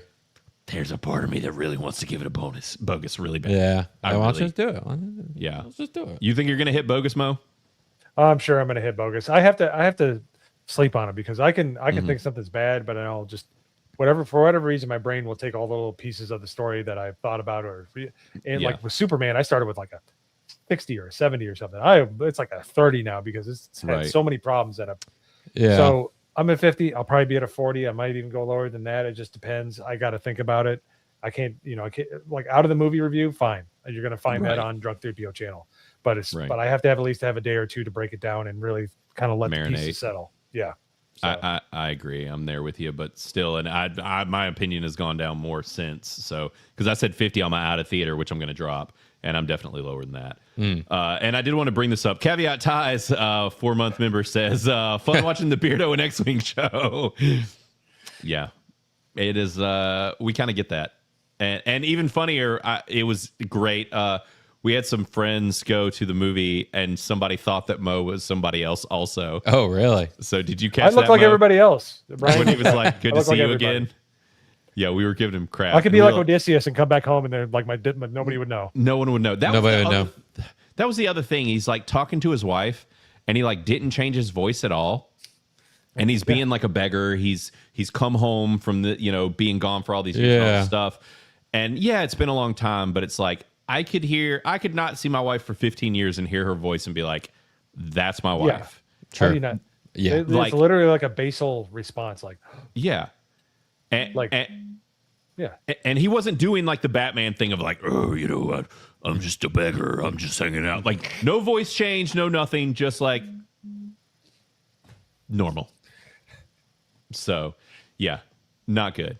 Not good. I was not a fan. I did want to pull this up as well. Horror Host for 5 says, as a history guy, Tom Holland's historian support has only made me appreciate Adrian Godsworthy more.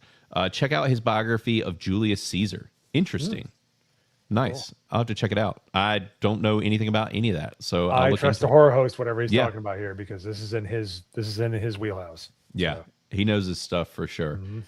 And this is related to the movie too, so I was going to pull this up as well. Is Nick Gore for 5 says, didn't you think it was funny how close Sinan getting speared on the beach was to the Achilles Page versus Boragus meme was from Troy? I said that earlier. Like that scene looks like the Dr. Clown PhD. Have you seen that? Like the Elliot Page in the Odyssey. It's from the no. it's from Troy, and Bulgarius throws the spear and just Yeah. it's Elliot like full speed, and then it cuts to Transformers and Lincoln Park, directed by Mike. It looked like it. It's like, oh, I was like, are you kidding me? It's the freaking meme. Yeah. That's really funny. No, I missed that, Nick. I'll have to look at the meme. I have not seen the meme. So yeah, this movie. Nope. Nope. No more. I don't want to see it again. I know people talking about, oh, maybe my opinion will change, whatever. I just don't care enough to want to see it again. Honestly, I feel like that about a lot of Nolan's movies, because even like Inception, you were talking about that earlier. Yeah. I went back to try to rewatch it. Yeah. And I was just like, I don't want to watch this. Like, I stopped rewatching. I'll rewatch a lot of things. Yeah, you do. And I was in the middle of rewatching it, and I was just like, I was on a plane. I only had 5 things downloaded.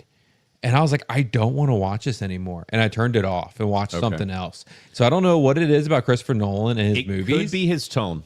His tone is so drab. His dramatic scenes are drawn out and Yes. slow. Like when Tom Berenger in Inception, he's Mhm. talking to Cillian Murphy. Yeah. Snore, sleep. You know, he bloviates and he's Yes. up his own ass with a lot of things, and he Yeah. stretches it out because he thinks it's playtime theater. Yeah. It's just like, instead of actually having a dramatic moment where it's like, hey, you know, like you look at like old Steven Spielberg movies, or you look at Stanley Kubrick, he didn't slow down the speech. He didn't make long, booming soundtracks. behind Yeah. it. He drew you in. And he made it important, which makes me want to rewatch that scene. With Nolan, you want to fast forward through those scenes. You're like, okay, Right. let's get to the next part, because this is boring. He And drags doesn't it out have- because he yeah. thinks it's gravitas. But Yes. it's not. It's not. It's fake gravitas. Yes, it's fake gravitas. And yeah, I am slowly over time cooling on Nolan more and more. And after this movie, it is definitely happening. All of that being said, I did think, honestly, I liked Matt Damon in this. I liked him. I thought he did a really good job. Very likable. He made everybody else look like crap, though. That was Yeah, the he did. problem. Yeah. He brought his He's A too game. good. Everybody else mailed it in. That's the Yeah. problem. Yeah. Except for Holland did good. I like Tom Holland in this. Yeah, they didn't have him in there enough, though. Like, I think he could have done more. He was in the latter part of the movie, but I think he could have been used a little more in the middle, when they Right. had they had the stupid witch. Yeah. Like where we had to listen to her talk about something that does not matter throughout the rest of the movie. Yes. Literally all we needed was, what's the directions? How do I get to where I need to get going? Okay, thanks. Enjoy making your weird stew and turning people into pigs. You know, Yeah. it should have Yeah. been that, but it took 20 minutes to get through that scene. It's like, why? Why are we doing this? Yeah. Anyways, No, I absolutely agree. I 100% agree. I'm right there with you. So yeah, this thing, I don't know. I think we've kind of covered it all. I don't know if there's anything else you wanted to talk about, but we've definitely dug into it pretty hard. I could keep railing on it, but you know, it's kind of like at this point. With all of that being said, Mo, I know we are going to talk about the Rock guys. That was the plan. But Mo, if you needed to roll or want to go ahead and bounce, you are welcome to. And I do appreciate you being here, and it was fun. Yeah, man. yeah, it was fun. I wish I could say the movie was fun, but I'm glad we went through a torturous experience together. That's right. You know, it's Yeah, it builds a bond there. that's right. Yeah. That's Yeah, right. but it was a blast. We'll always have the IMAX, Mo. Yes, we'll always have the IMAX. That'll be a better movie than whatever the hell this was. We can't All say right, we'll so- always have the dome because that would be a little weirder. It would, you know, you don't want All to right, say I'm that. definitely out of here. It's All right, this is getting kinda gay. All right, guys. No, seriously, have a good one. Can't wait to hang out in person again soon. But Yeah. yep, nope. There you go. It's been have a great. good And rest- Mo, anything else you want to say, like as far as where you're going to be or any place anybody can check you Yeah, out? we're probably going to do a first shots tomorrow where we, Yeah. well, it might be a little more the same, but we're going to, Jay is currently going into the movie here in the next few minutes. He's going to start watching it at 11 p.m. What the hell? Oh no! Yeah, so we might have it bad, not as bad as that, man. So prayers up for Jay. But I'll be on first shots tomorrow, and then I'll be in the Southeast Game Exchange this Saturday. Oh, that's right. Yeah, checking out the video games and stuff. So I'll be there for Saturday, and if Yeah. anybody's going to be there, can't wait to see you. Otherwise, I will see you on the next stream. So thanks for having me on, man. Hell yeah, dude! Glad to have you. It's great. We'll do it again soon, and we'll get you here in the studio. Oh, no more Dome IMAX, please, though. No, no more of that. Yeah, Never again. absolutely. Never No again. more All right, guys. Dome IMAX. All right, later, brother. Peace. No, dude. See you, man. All right, guys. So yeah, that has been it for our Odyssey talk. We definitely got to chat more about The Rock. I am excited to get these headphones off of my head and relieve my gigantic ears. So that is nice. Also, I did want to bring up as well that we have been running the poll. We had 136 of you guys vote. Nice. And Gone in 60 Seconds has won for next week. So next week, Gone in 60 Seconds. All right. So prep for that. Nick Cage week or month keeps chugging along. And I'm excited to see Gone in 60 Seconds, like really excited because I have not seen that in so very long. Yeah, I watched that last month. Oh, did you? Yeah. Nice. So, and yeah, is Jay joining the stream? No, he's not. Well, tomorrow he will, yes, on his channel. So yeah, we'll be talking. If I end up over there and they're talking about it, yeah, we'll be, they'll be reviewing on first shots that the Odyssey again tomorrow. So, and I do think, I don't know if he's doing it. Beardo and X-Wing also were seeing this movie like now, or they have been watching it. Yeah. So they will be seeing it. They might be on first shots. They might be streaming tonight. I don't know. But I am curious to hear their thoughts as well. So everybody's seeing it. It is being watched for sure. So, Well, and that's what I think is going to happen. I Yeah. think people are going to watch it like these first couple days. uh-huh. The reviews are going to start flowing, and then nobody's going to start showing up for next weekend. Right. And then Spider-Man's going to blow it completely out of the water. I think there is absolutely going to be a drop next week. Yeah. I just don't see how there's not going to be one. And we'll see. Spider-Man's going to crush this movie regardless. Oh, regardless. This movie's getting just destroyed in 2 weeks, so they better get while the getting's good for this week and next week. But let's go ahead. We didn't run the bumper earlier. You guys like to see the humpy ladies every week, so we'll go ahead and we'll run the bumper, even though it's not spoiler free. We're going to talk about The Rock.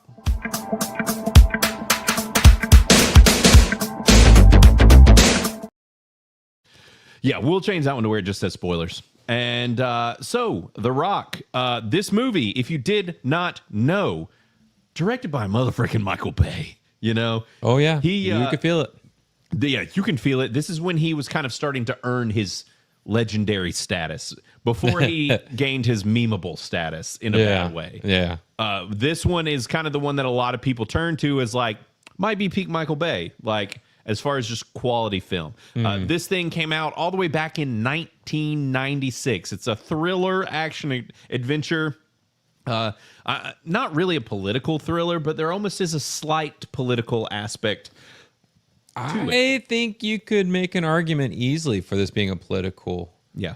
Especially in like this day and age. Right. It's already gotten it's been getting worse. Right. When it comes to like the military and that aspect of it. Right. Because this movie kind of plays it very early on where they're very much like, hey, look, like the bad guys aren't cut and dry bad guys in this movie. They're military dudes. And also it's Ed Harris and he is freaking acting his ass off. And I think he's just being normal. He's just like stern. I don't know. I thought he was really good in this. I thought he was very good. Which I always like Ed Harris. But as I mentioned, it does star Ed Harris, but the other two big stars being Sean Connery and Nick Cage. This was during peak Cage. This is when he was in his heyday. This is when he was trying to be an actor. Yes, before he became not a meme. Necessarily ridiculous. Yes. But that being said, he is ridiculous. Yeah. And so this is we've done Con Air. That was almost peak Cage. Almost. Yeah. And then we followed it up with Face Off, which is peak Cage as far as Cage-o-meter goes. Full Cage. Yeah. This pretty mild Cage. There's some moments. Don't get me wrong, it has some moments. Yeah. And that was where most of my laughs came from, was when he just would come out of nowhere and you're just like, just whoa. randomly be like out of character. Just say something absurd. Yeah. Just something ridiculous to where you're like, he read this line and was like, I'm going to show them. I almost feel like he like ad-libbed that stuff because it didn't feel like his character even. Right. When he did some of those things. Yeah. He very well could have, or just cranked it up every time that came about. But either way, that stuff was great.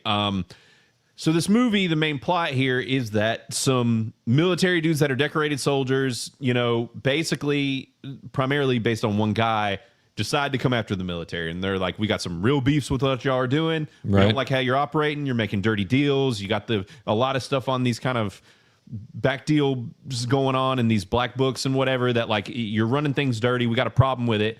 And we're going to basically... we're going to cause a hostage situation. We've got some explosives here, a terrible chemical weapon, and we are going to threaten you guys, and you're going to do what we want you to do. Well, really, because they're not respecting the military. The government is not respecting the military. 100%. For real. That's like the core of it. The crux of it is that they want more respect. They want to be treated properly, and that was what it was about, is this treatment of their soldiers. And it's an excellent plot for that. And... in very much like Michael Bay fashion, they're like, here's some crazy action scenes. How about a chase scene with Sean Connery driving a Hummer through the city, just wreaking and havoc. Nick Cage following along smoothly in a Ferrari. Yeah, a bright yellow Ferrari. Yeah, he's driving it through like buildings and stuff and not scratching it at all. Yes. Yeah, very Michael Bay. Yes. A lot of very Michael Bay, a lot of just over-the-top, big bombastic action scenes. I did not know if you noticed. I'm guessing that they have not done a HD remaster of this film because of the aspect ratio. Yeah, so there is a widescreen version. Oh, there is. But you have to buy like a special version of it. And that was not the version that was released on TV. And on Max. And so Max has the TNT, like TV released version. Okay. Because Xena's uncle, you can see him in the widescreen version. Oh. Because he is holding a door open or something. Okay. And so we were watching it last night. You're like, and he's not there. And Xenos is like, oh, we're not going to see my uncle. And I was like, yeah, we're not. That's crazy. Yeah. Huh. Interesting. Yeah. This is the other thing, and I saw Caveat bring it up. We were going to bring it up as well. Is he says, is Sean Connery old man James Bond? And I think yes. I think so.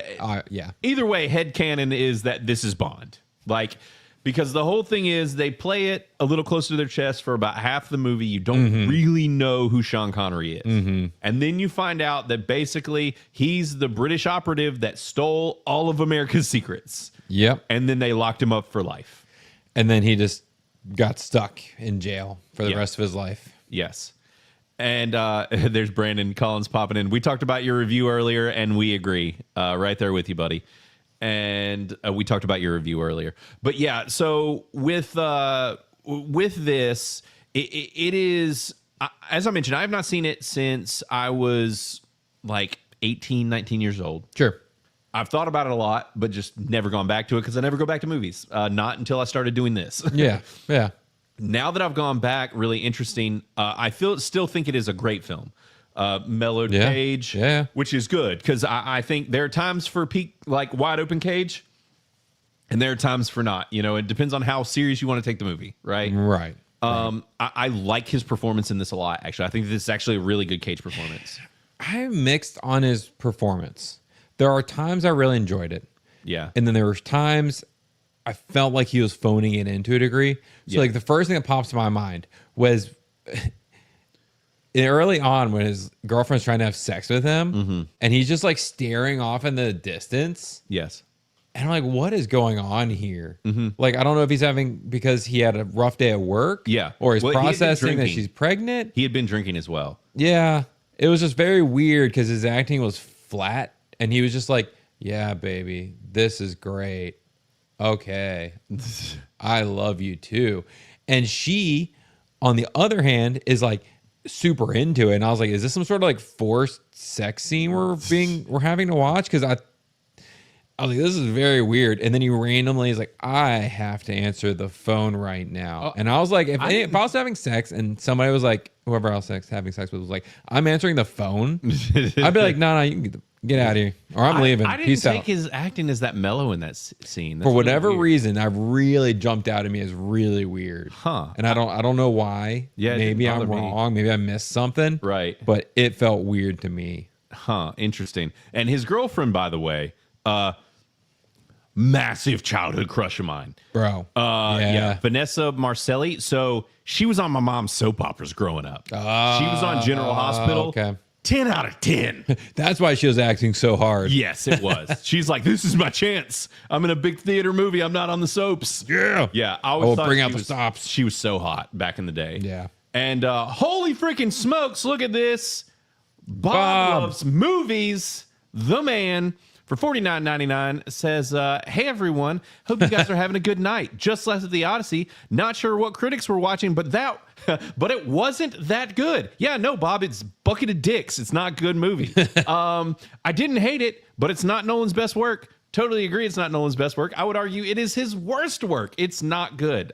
Did not like it. And the more that you can go listen to our conversation earlier, but me and Mo had big beefs with this movie, a lot. And a lot of it doesn't necessarily even have to do with any of the controversy. I mean, some of it does for sure if you really analyze it deeper. But Are you going to do a solo review of it? I think I am going to do a solo review because I think that the people putting out negative reviews for this movie are going to be very low. I think you should do an hour-long rant. Yeah, just rant Just like a go for lunatic. it. You've been doing like 10-minute videos. Yeah. And we know those do pretty well. I'm just like, just go for 1 hour. Just really just lay it all out there. Just rant and rave like a lunatic. Yeah, I throw might. a chair. Get into it. Yeah, maybe I should because this movie I'm pretty becoming more and more passionate about how much I dislike the Odyssey. But Bob, thanks for your 50, dude. Really appreciate it. And sounds like you're in a similar-ish page as us. Yep, totally agree. That's where I'm putting it, Bob. Yep, I might even be lower now that we've talked about it. But it is. I am not a fan. But thanks for the 50, dude. Love it. And we'll be looking out for your review on your channel, Bob. And make sure to check out Bob's review when he does get it into the app. I think it sounds like it might sound a good bit like ours did earlier. Ooh, so Thundarus. Yeah, and there's Thundarius too. They're pouring in. They're starting to come. Yeah. So all right, Thundarius 545 says I just got out of the Odyssey. Not bad, but not great. Cringe at times. Definitely wishes it was Alexander or Gladiator, but instead is a cheap imitation. Yes. Completely agree. And my exact words when I first got out were not bad, not great. I have pivoted over the past couple hours. Now I'm just bad. No, it's not great, bad. Yeah, it's not great. It's bad. I think it's a bad movie. And Jeremy, later, brother. Glad to have you here in the chat. Hey. And glad you finally made it since we were doing a later show. But yeah, so back to The Rock. Super cool movie. Yeah. Right now, where I'm sitting, we're technically 4 Cage movies in. Yeah. Technically 4. I've been really slacking on my reviews and got to catch up. I'm sorry. I suck. I've been watching a lot of stuff. Yeah. I'm so behind. Honestly, Evil Dead is kind of consuming my life currently. I've seen a lot of Evil Dead. With this movie currently and our Cage things ranked-ish, Yeah. still at the top, Con Air is my number one, easily. For me, this one is going to be somewhere in between Face Off and Con Air. It's going to be in between those. Yeah. I think this is going to be a low most excellent for me. Okay. I don't like it as much as I liked it the first time. I like it. Like, I think it's a lot of fun. I think it's a really cool movie, cool plot. Sure. But it just didn't grab me in the way that I remember, even though I liked it a lot. And, like, that's no shade, but, like, we've been watching a lot of cool stuff. I do like it more than Face Off just because Face Off's absurd. But I actually do think some of the action and stuff in Face Off was better in some ways. But it is also way cheesier. Yeah. Which is wild to say that someone made a cheesier action movie than Michael Bay. But it happened. I mean, this one really just focused on big explosions with a couple fight scenes. You're right. And like even shootouts. even then, there were more shootouts and fight scenes. Because I don't think there was really any hand-to-hand combat. Right. There's threats of it. Yeah. That ended in different ways, which is fun. I mean, there's some fun kills in this movie. Yeah. Yeah, there's good action. There's some good, like, mild gore stuff. I did see, actually, also, Nick, for 2, says The Rock has the least gay AF prison shower scene ever. You're not wrong. You know, most prison shower scenes, pretty gay. Most of them don't end in a huge shootout. No, this one, no one ended up with things in their butts, you know?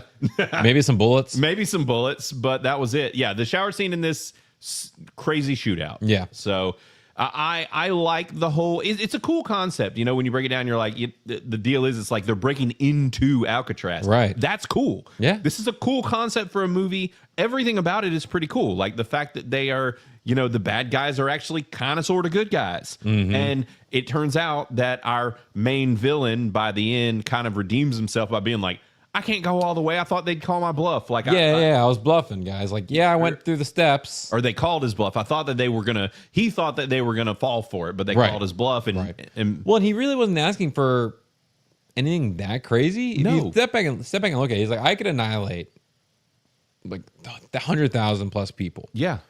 All you have to do is give me $100 million out of a private slush fund that the government has, which is probably one of many. Right.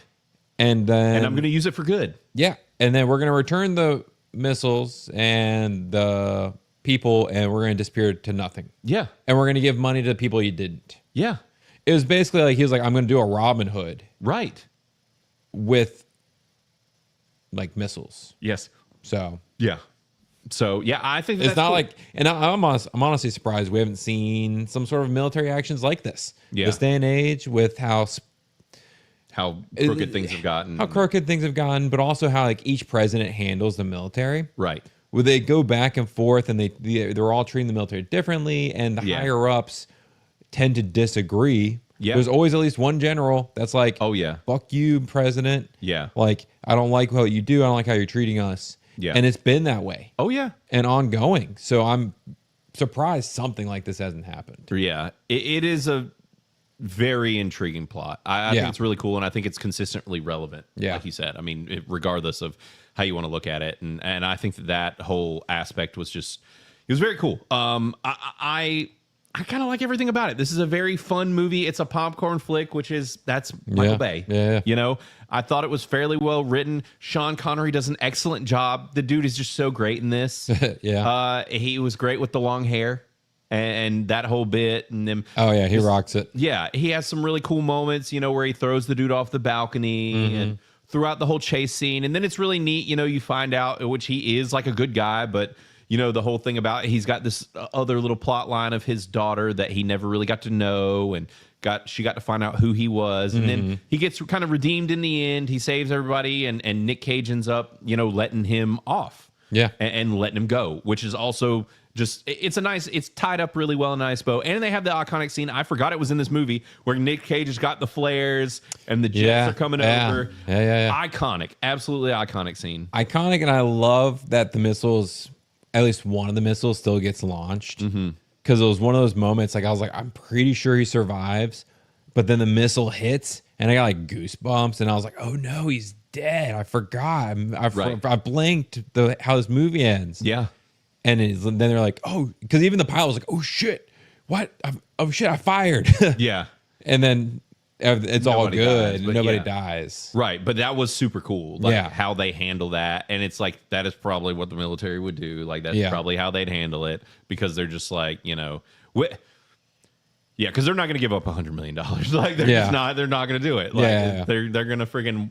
They're like it's Alcatraz. It's already shut down, run down anyways. We're going to level this freaking island. It was a training exercise, right? And we needed to use the prison for that. Oh, the 80-some civilians that died? Boat accident. Right. Complete accident. It was a gas main explosion. Like, Those weren't F-18s. Yeah. No. That was a figment of your imagination. We'll erase that from the news footage. Yeah. And I like how they did the bombs and the whole connection of Nick Cage's character and the gas in the little orbs, and also like a iconic prop. You see those chilling around as little green balls on the the rack. All of that is just, it was cool how they handled those rockets and how Cage's character was introduced to all of this. And he was a really neat, interesting character. Yeah. And him like with the bomb in the beginning. Yeah. When he's showing he can be cool and calm. Yes. And he knows what he's doing, even in like a hectic moment. Mm-hmm. And then you see later on, like he's good in those situations, but not good in the action sequences. Right. Because he's not an action agent. Right. And it just works really well. Yeah. So you're giving like an 85? Yeah. Yes. Yeah. Probably maybe like an 82. Okay. Yeah, about an 82. I'm giving it a 90. Sweet. But I don't know how to make sense of this. I like Con Air more, but I gave that an 85. It's an enjoyment level thing. I think it is. And like I think this is a more solid movie. My complaints kind of come around Michael Bay isms to it. With like how they like recorded the chase scenes and things like that. Yeah. Because there's plenty of scenes where like car takes damage, car doesn't have damage after the scene. Right. Then car has damage later on. Yeah. Kind of things. And those just stick. Continuity things. Yeah, and they stick out to me nowadays. Back in the day, I wouldn't have noticed it. Right. But I do nowadays. Yeah, it just stands out a little more. And then, like I was saying, like Nick Cage's kind of acting was sporadic. Yeah. Which is, he's under pressure. I mean, it's why very wouldn't Cage. it be a little sporadic? But it just felt sometimes a little weird to me. Yeah. I did enjoy how the Candyman and the other guy, like we're like, no, we're gonna murder everybody. Right. We are murdering everybody if they're not paying in us. Minecraft. Yeah, of course, in Minecraft. Yeah, they were some interesting because they were like, we're mercenaries. Like we're not.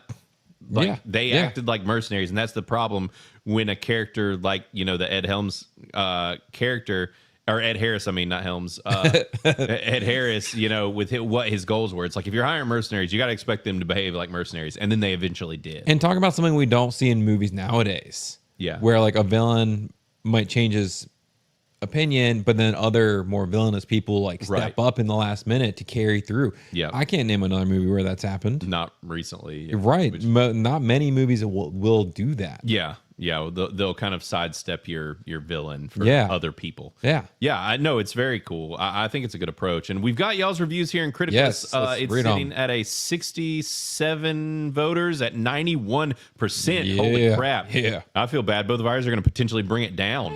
90. We got JJ Appenstance, who's in the chat, gave it a 93%, liked it a lot. And let's see, Aaron Goldstein as well with an 85%. Nonstop action-packed roller coaster, completely agree. And let's see, I did want to look up. Oh, JJ said the only film I saw get destroyed in the projector at a theater. I remember when that used to happen, and I was in a theater where that also happened. I do remember a lot of before the digital days. You would go to the movies and things would just go wrong. I do remember I worked at a theater in high school for like a week, and I remember they would do a Wednesday night showing for employees for movies. Yep. To make sure, like a QA/QC kind of a thing, like to make sure that they worked and that the sound lined up and everything. And like if it didn't, they would stop and the projector would be in there like tinkering with it while you sat around and hung out with your coworkers. Mm-hmm. That totally tracks. Yeah. Probably toxic. Not a dude. Gave it an 84%. Said I've heard this movie was really good, but I just hadn't had a chance to see it. And since we're making July Cage month and Criticless Cast had a perfect opportunity, and guess what? She dug it. That's what I like to hear. Yeah. Let's go. And I think we've probably talked, this is several that have been like this where she hadn't seen it before and got to see it and really liked it. So yeah, that's another thing that's just awesome about this show, covering these old movies that like nobody's talking about. It's like, why the hell not review it? And Maester P attached a video. Heck yeah, The Rock is still a James Bond movie. Let's freaking go. That's awesome.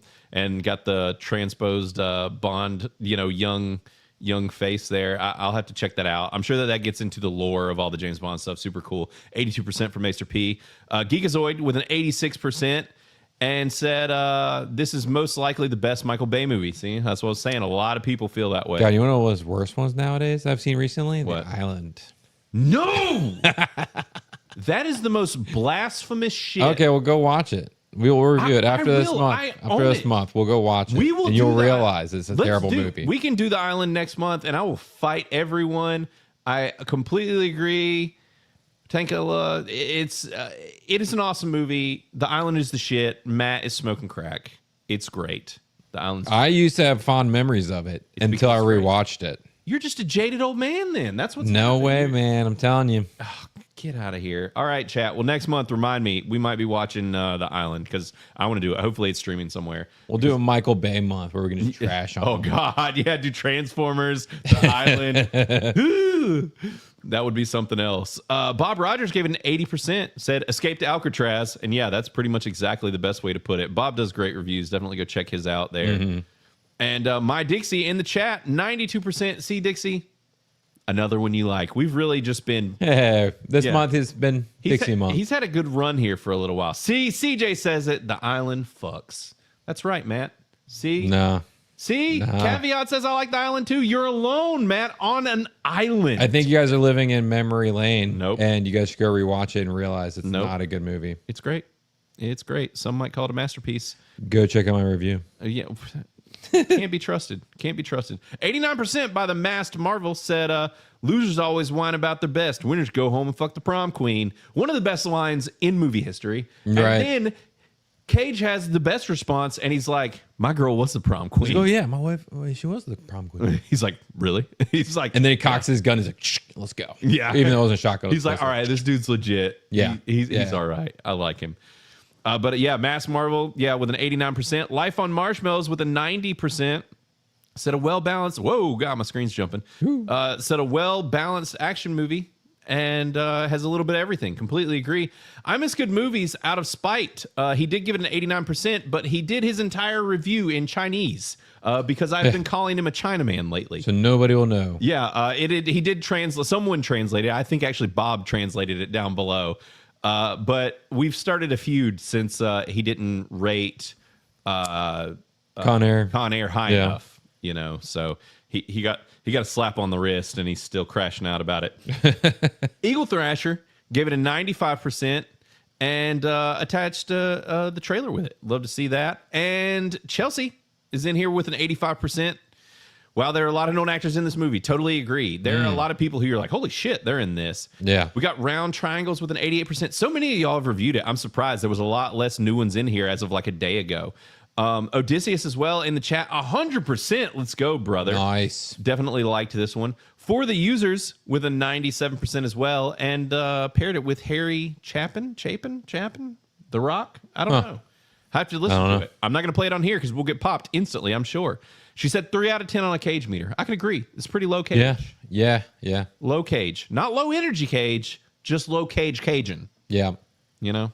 And 453 2 days ago gave it 100% as well. Talking about it being a James Bond flick. Demeek Boy with a 90% as well. And we're getting into these older reviews. And I know some of you guys have done your reviews for this quite some time ago. So I've tried to go through and like them as I've seen them and that sort of thing. So go through and show some love, and we got some of the usuals and stuff in here. But yeah, I love that you guys love this. D-Day Cobra with a freaking 95 and says Michael F. and Bay. So he is going to get roasted into oblivion for liking the Odyssey so much. I hope he learns. Well, I wonder how much he liked it. Like, is he like, oh, that's a 60%? Right. And they're, 'Cause what everyone's does like, oh, they it- like it. Right. What does like it but not love it from him mean? I Right. think he's going to watch it again, and then we'll get a real review, and he'll probably Sure. start poking around on all of our negative reviews. My thing is, he's roasted movies for a lot less offenses than this movie commits, and he's given it a serious pass because he is the world's biggest Nolan shill. Yeah. And also because he's trying to stand on business and be a troll because people have already been giving him shit for being a Nolan shill. Yeah. So, like, he's doubling down. So he's got to double down on it. Yeah, which if you know anything about Jeremy, he doubles down on everything. And so it makes sense, but the thing is like it might be time to admit that his boy is floundering a little. Yeah. So, yeah, and later, Chelsea. Glad to have you in here in the chat. But yeah, I think that's going to be it for our rock review. Love checking in on all of y'all's. This has been a really loved movie. Clearly, I had a great time with it. A lot of fun. Like I said, probably about an 82%. It's a really good time. Cool ass movie. But I am beyond excited to watch Gone in 60 Seconds. That movie's kind of what ignited a car love for me back in the day. And it was not long later, we started getting the Fast and Furious movies and stuff, and it just it was before all of that. That was what we could love. Yeah, because they're not modded cars. It's just, here are beautiful cars. Yes, exactly. That we're going to steal. Yeah. In one day. Right. 3 days. It's 3 days. 3 days. And Angelina Jolie, yeah. Come on. Yeah. And she's grungy looking Yeah. because she's like a bartender. She's got half dreads going on. And it's a great look for her. Well, let's not mention Giovanni Ribisi, one of the most underrated actors in all of Hollywood, is in this film as well. So I'm excited to watch that as well. And said the original Gone in 60 double feature and the Cage one. I had forgotten that there was another Gone in 60 Seconds. I didn't know that. Technically a sequel. So we do have 17 reviews in for it right now. So y'all will be able to find that. I hopefully we can access that fairly easily. But that is what we're going to be reviewing next week. Y'all voted on it, so that's what we're doing. I saw that on our site. I'm seeing that it's on Prime Video, but I had seen somewhere that it was streaming elsewhere. But I don't know. Now I'm a little worried. But it is what it is. If got to pay for one, got to pay for it. We never do that. So I always end up having to be pushed for other shows that have to pay for movies. This might be one I buy. If I can find it. I wonder if they've done HD remakes of this one as well, or not remakes, but remasters, or like a 4K remaster or something. Yeah, but I don't know. Yeah, I guess we'll see. Because the thing is, if you were around back in the time when Gone in 60 Seconds came out, this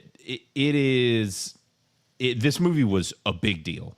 Everybody talked about this movie. Everybody loved it. Like, it was during that peak Cage time. It was a pretty big deal, and it came out right around The Matrix and stuff. It was just one of those cool action movies. So that's what we're going to be reviewing next week. But guys, you know the drill. You know what it's time for. It's time for your send-off songs.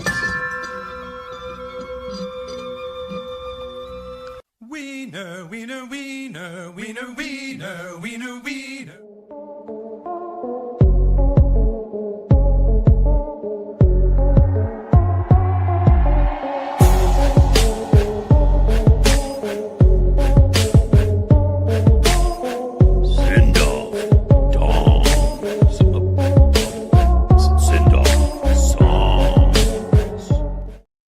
All right, so it's time for our send-off songs. Matt, what do these people need to listen to? A dong, a dong, dong, dong. Yeah. I actually might have done this one. I don't know. But if I did, I've been still listening to it a lot. And if I had suggested this to you beautiful people, it was like over a month ago. So it's From Me to You. It's by Baby Metal, but it's also featuring Poppy, who is a female metal head. Yeah. So you have like the nice Poppy from like Baby Metal with the nice guitars and all that, and then you have Poppy doing her screamo like in there too. Yeah, and it's just very pleasant sounding. Okay, like, what's the name of it? It's From Me to You. From Me to You. I don't think I've heard that one. Yeah, I'll have to check it out. It's definitely worth checking out. Nice. It's a so very Poppy nice and sound. Baby Metal, or Poppy from Baby Metal featuring Poppy. Okay, sick. Yeah, nice. And I did want to bring this up really quick. I was not going to miss it, buddy. But Thunderday's 5 for 2 said, I also started watching Widow's Bay today. Let's freaking go. As y'all know, we've been hyping up Widow's Bay. Yeah. Like, it's one of the best things on TV right now. Highly recommend it. It's getting to season 2. Watch Widow's Bay. It's freaking great. I love it. I am super excited for season 2. It's part of why I've honestly been going down this Ash versus Evil Dead and like Evil Dead thing is because I was like in the horror-esque mode and I wanted to show that was a horror-y show. Yeah. And I almost started watching the new It show, and then I started all this Evil Dead stuff, and I was like, well, guess I'm watching. And I can confirm, I did not see as much of Ash versus Evil Dead as I thought back when it came on. I don't even think I finished the first season. I thought I did. Yeah. So I'm gonna, at the very least, have 2 full seasons that I haven't seen, if not more than. I'm pretty sure more than that. And they're hour-long episodes, right? No, 30. That's the great thing they're too. 30 minutes. It's like 30-minute episodes. Oh, nice. If you were a fan of Evil Dead at all, or even want to get into the Evil Dead, this show's great. Okay. Super based, really funny, really good horror. I saw there is an episode in season 2 that is one of the most insane moments in the entire franchise. Oh yeah, it is ridiculous. It takes place in a morgue. Ash is getting attacked by a corpse and intestines, and it is insane. And I don't even want to say what happens, but watch Ash versus Evil Dead if you've never seen it. It's very good. I'm really, really enjoying it. And you've been a horror guy and stuff anyways. And I need to go back. I know I watched some of it. Yeah. Honestly, I might do the same thing you've been doing, and Just maybe do the once we get movies. closer to October, just kind of start doing all the Evil Dead stuff. Yeah. Because I haven't seen them in freaking forever. Same. And it's been a joy to do. And you'll probably have the 2 new movies out to be able to see too. Yeah. So, and I like them. But yeah, I hope you enjoy Widow's Bay, Thundarius. Thanks for the 2 for brother. And I do see AI or Al. Kata. Al Kata. AI Kata. That's a beardoism. But yeah, Al Kata 199 for $1. Thanks, brother. Appreciated. And that is really funny. Let's see here. So I was going to do my send-off song, which I am following behind. And I see some of you guys putting some songs in the chat too. Definitely check those out. But the song I'm have is from a new band called Lombardi. This song is really cool. I don't even know how to describe it. It's called Jane Fonda is the name of the song. Huh. It's almost like rock meets Beastie Boys. Okay. Like less rappy, more rock kind of, but it's not. I don't even really know how to describe them, but Lombardi, Jane Fonda, check it out. It's a cool ass song. I really liked it. And like I said, see y'all's stuff popping up down in here. And also, CJ, totally agree. Lucy Lawless is a baddie, no matter what her age is. She's a fox. I mean, if you're a fan of all the Lucy Lawless, just watch Spartacus. Yeah, Spartacus. Just watch some Spartacus. But also, she's definitely in Ash vs. Evil Dead 2, and she's great. She's great in everything. She, obviously, any of us who watched Xena Warrior Princess back in the day got a big crush on her back then, and you're like...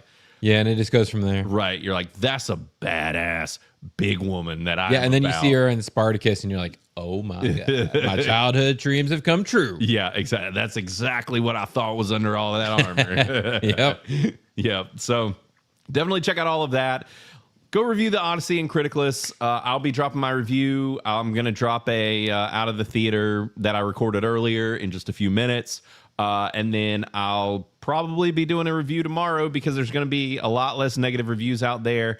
That's going to be fun. I'm not sure how I'm going to approach that whole thing. And I'm telling you, hour-long rant. yeah, I have so much to say about that movie. I do all of my stuff, my solo videos. Go check out my last one, by the way. And also, for everybody that's still in here and fans of what we're doing and on the channel and stuff, when I drop these solo reviews, even if you've kind of heard me talk about it on here, show us some love and just watch it. Even if you let it play in the background, they're normally only like 8, 10, 12 minutes anyways. Because we've done something to piss off the YouTube overlords. Like our last video, they were like, fuck you. We're not showing this to anybody. Yeah. If you guys go and look at the numbers on the solo, just like not the lives, but the videos, his last one, dude, I don't think it broke like 100. No, for some reason. It finally did. It finally did it? And I kept changing thumbnails, kept changing titles. I did something that YouTube didn't like, and there's been a couple weeks like that, and you can tell when it happens because it's almost instant where you're like, they aren't showing it to our people. Like nobody's like, this is not getting the exposure it should. So, because it's not like it's a shitty video. So, but we do appreciate all the support and for you guys checking out our stuff and showing it some love. But we will be back next week. Gone in 60 seconds. Sorry, it's not apparently streaming anywhere. It had been previously. I'm guessing they pulled it. So, yeah, that's happening. That's the first time I think I've made that mistake in a long time. But anyways, I'm excited about it. Y'all voted on it. Let's watch it. And we will see y'all in a week, and we'll be doing all the other stuff as well. And everybody, take it easy. It's been real. It's been fun. Later. Later, guys. I'm just trying to figure you out. No, it's not going to be easy for you. Why is it not going to be easy? You're not bright enough. How's that?